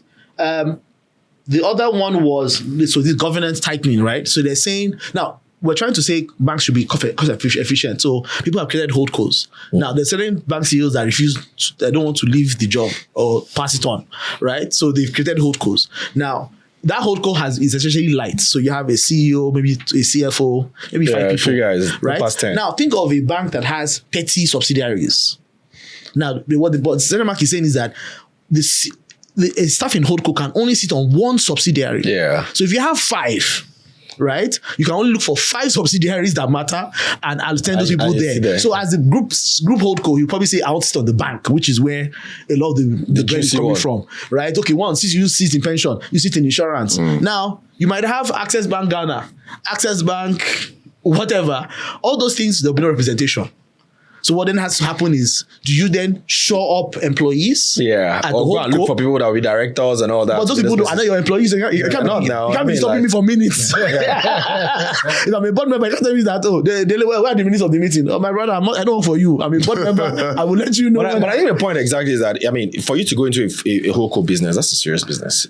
Yeah, you gotta. It is, but it creates duplication of costs. To be honest, right? So that's important, right? Yeah. There was the conversation about licensing fee. That one, that's neither here nor there. But yeah, so I think those were the core. So the question now is that even central bank, right? They need to also ensure that the supervision is more powerful, right? So they need to start doing governance audits within these HoldCos, right? Because a lot, people are getting away with murder, and all sorts, right? And then there's figuratively, and also the issue is central bank rule is, if I want to move employees from the bank to the HoldCo, you have to go on a 2-year sabbatical. How does that work? So look at Zenith Bank. Zenith Bank has to now become a HoldCo. Yeah. Is that from the draft? That's what I feel. Now, for Adara to become CEO of the HoldCo, she needs to go on a 2-year break and come back. But that's always existed now. Yeah, but I'm saying, you've passed this thing is disruptive, right? So you have to say we would be silent on that 2-year thing for you guys to restructure what you should. So allow that. You should be able to allow them to restructure. People want to move staff up into the HoldCo, move them up to the HoldCo, and let's just define.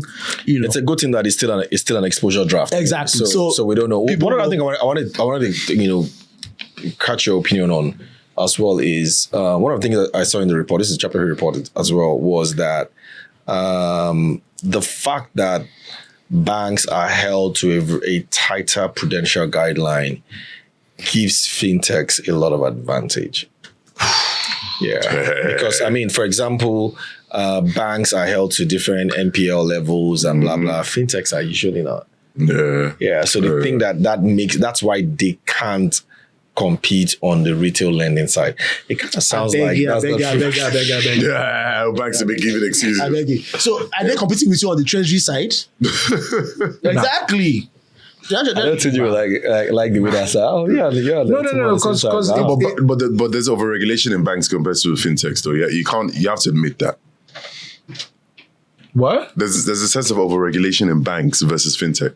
How do you mean? But they're carrying different risks on the overall.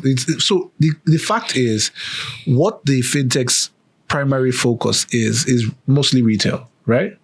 If it's not a SaaS business, it's mostly retail. Right? I'm just trying to get. I'm trying to. So what are the overheads to get to where the risks they carry, the different risks they're carrying? What do you mean different risks? So it first of all, because they're both deposit taking, right, and they're both lenders to a degrue. Yeah, but right. the access to market and the treasury size. Is the size apart from size? Yes, size also. The size of what you're carrying in terms of your capital requirements are completely different. Yeah.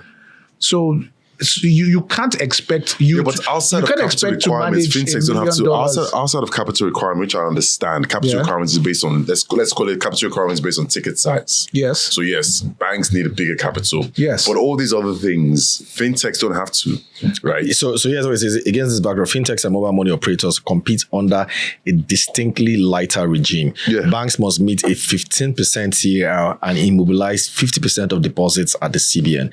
Fintechs extending credits and holding customer balances typically face no binding capital requirements, no reserve requirements, and a far lighter disclosure and supervision. That's what I'm saying. I can understand the size of capital requirements. I understand I think the banks are trying to bully the fintechs. And let me tell you why. Okay. We talked about this last week, right? How many of you have your cost savings sitting in money points? What does that even mean? to your life savings now, right? How many of you actually say, I trust MoneyPoint, and so the cost of fund for MoneyPoint is 0, or they're paying you 1%. A lot of us, we use MoneyPoint to do fast transactions, right? But what happens is the day you receive Big Ben, you move it to a bank that you trust. Yeah. So exactly, so you cannot say that it's until the fintechs get to that point where they have cheap exactly sort of funding. Then you treat them the same way. Or to get to the point where they what? Sorry, Cheap source of funding. cheapest source. Okay, You get because right now for every dollar that passes through them, they basically have to fight through it. They have to fight for it. But these legacy banks literally are sitting on a ton of cash that they don't even have to do anything to be there. And some people are putting the money there just because that's the bank my daddy used. I guess for me, though, my own is that I don't have a problem with that. I mean, everybody has their advantages and disadvantages. So fintechs are playing their advantage. There's one thing that very well. two shows ago. We'll talk about it. The increase in deposit. The retail deposit. I mentioned it. And I said, I thought about it. I said the answer to that was we've all gone long Naira. So what would have been great is what was dollar balances before and what is it now, and what was Naira balances and what is it now. Because what I feel is that a lot of people, and I spoke to one particular big bank, they said in every week there was conversion from dollar to Naira some weeks ago. It's about $200 million a week or a day rather. So people are, or a week or a day, whatever. People are converting from dollar to Naira. So that might actually suggest, what rate? $200 million but the deposit that we looked at was retail deposit, though. It wasn't total deposit; it was retail deposit. That's why it was surprising. Yeah, but even retail, if I was holding my small dollars, right, I move it into Naira now. So you said people are converting to dollars at 200. Converting from dollar to Naira at a rate of $200 million a week. That's incredible, though. For one of the just one banks. Yeah. Tier 1. Yeah, one, yeah. Okay. All right. I mean, my own sticking point for fintechs, though, is I can't wait for when the CBN will also compel fintechs to publish their annual report. I don't know why they don't do that. I don't know. They should do that. Actually, if they're holding deposit, like in fact, all microfinance banks should, especially deposit-taking ones, should publish their annual reports. All financial services should report by default. It happens in Kenya. I don't know why that doesn't happen. Right? They don't. All brokers. All brokers. Reports. No, it doesn't. No, financial services now. All brokers. My own is that deposit taking. And no one's saying we want notes. Because brokers basic P&L balance sheet cash flow. Brokers don't need to report. Why are brokers reported? Just report it. But I can't. It's a revelation. So long as you're deposit taking, and brokers are deposit taking in a way though. Like brokers are not deposit taking. You take money on my behalf. If I my investment, I paid in your account. They hold your shares now. CSCS holds your shares. No, but I pay money in my broker account. You pay money in your broker account, it's there. Okay. If you're not spending it, it's there. Okay. If you're not investing in it, it's there. So one way or the other, they have that float. So long as you have a float, you gotta publish your annual report. Why can't you publish your annual? We have to see it. I think it's an emerging space, and it will get there eventually. What's there to get there? It's a simple three pager. No. So that's why they don't even have offices. Like normally banks have offices. You see their annual report everywhere. Yeah. Like you don't even have offices. We don't even know what your financial standing is. You gotta publish it. See, I have no issue with it. I don't have an issue. Make it happen. I don't have an issue with it. I don't have an issue with it, but I also think it's an emerging space, and I don't think there's any one of them that do not want to publish their numbers. But if you make it mandatory to publish numbers for all financial service providers, that means no fintech would have become a fintech. Because one of the things that happens with a lot of fintechs is that deep J-curve startup, where you burn a lot of cash to take off. I mean, but cash burn. If you report, everyone starts seeing the cash burn because this is how much you're if you report that burn. That's why I said deposit taking. No, even the deposit taking. You don't have any business being in that. There's a particular. There's one. But I just think that is fair enough. One of our biggest. Or at least if your deposit taking is at a certain level. Let me give you an example. An organization like OPay or Money Point or Kuda, one of these big ones that you know that in terms of deposit, mutual deposit is high. Today that publish now. Come on. No, but let me even tell you one. There's one of our big deposit taking fintechs. So it's fintech, yeah. It was fintech, yeah. That was basically at the beginning was subsidizing customer acquisition in terms of, hey, join, I'll give you this, and then I'll give you that. You did that now. No, me, I didn't do it. It's not me that's doing it. It's not me that's doing it. It's my, shout out to my regulator. I love it. And we're about to do one big one on Friday, but watch out for it. It's not me. I don't have that money. But I'm saying if that company had reported that deep burn, even the depositors will carry their money around. Like, I mean, to be honest, whether they is this what you're spending? But yeah, you see, at the end of the day, you see, a lot of already say that there's no, as a last year when they're not profit making. Yeah. Right. So again, a lot of these fintechs also operate a kind of holdco structure, right? Yeah. So if you notice, the deposit taking subsidiary of them is different. So they have the XYZ microfinance bank that does the depositing. Then you have the XYZ fintech that does the payment. That's fine. But the deposit taking unit, entity, it's gotta be public, bro. That's what I just think potentially. But I would say that I don't see any one of them that doesn't want to do that. Personally, I've told you guys before that I want to list on Nigerian Stock Exchange. So anyway, I don't think there's anybody that doesn't want to do it. But I think if you put it as a requirement for businesses that have taken off, it's easier to say. For the ones that are about to start, if you make it a requirement from day one, you have far less companies. This is a lot of London Stock Exchange. We know what's anyway, guys.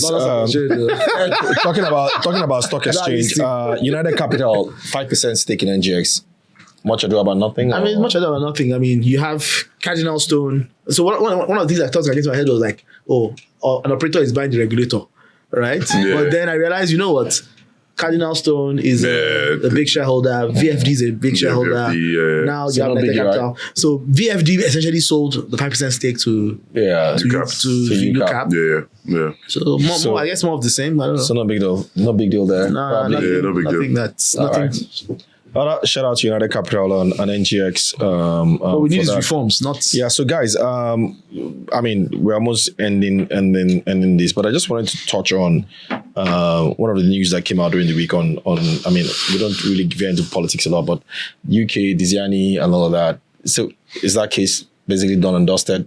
Mommy is back. Yeah, she's declared innocent. So she coming back to Nigeria. How did you see her picture? She looked with a nice hat and looking dapper. And all. Does she have cases to defend in Nigeria?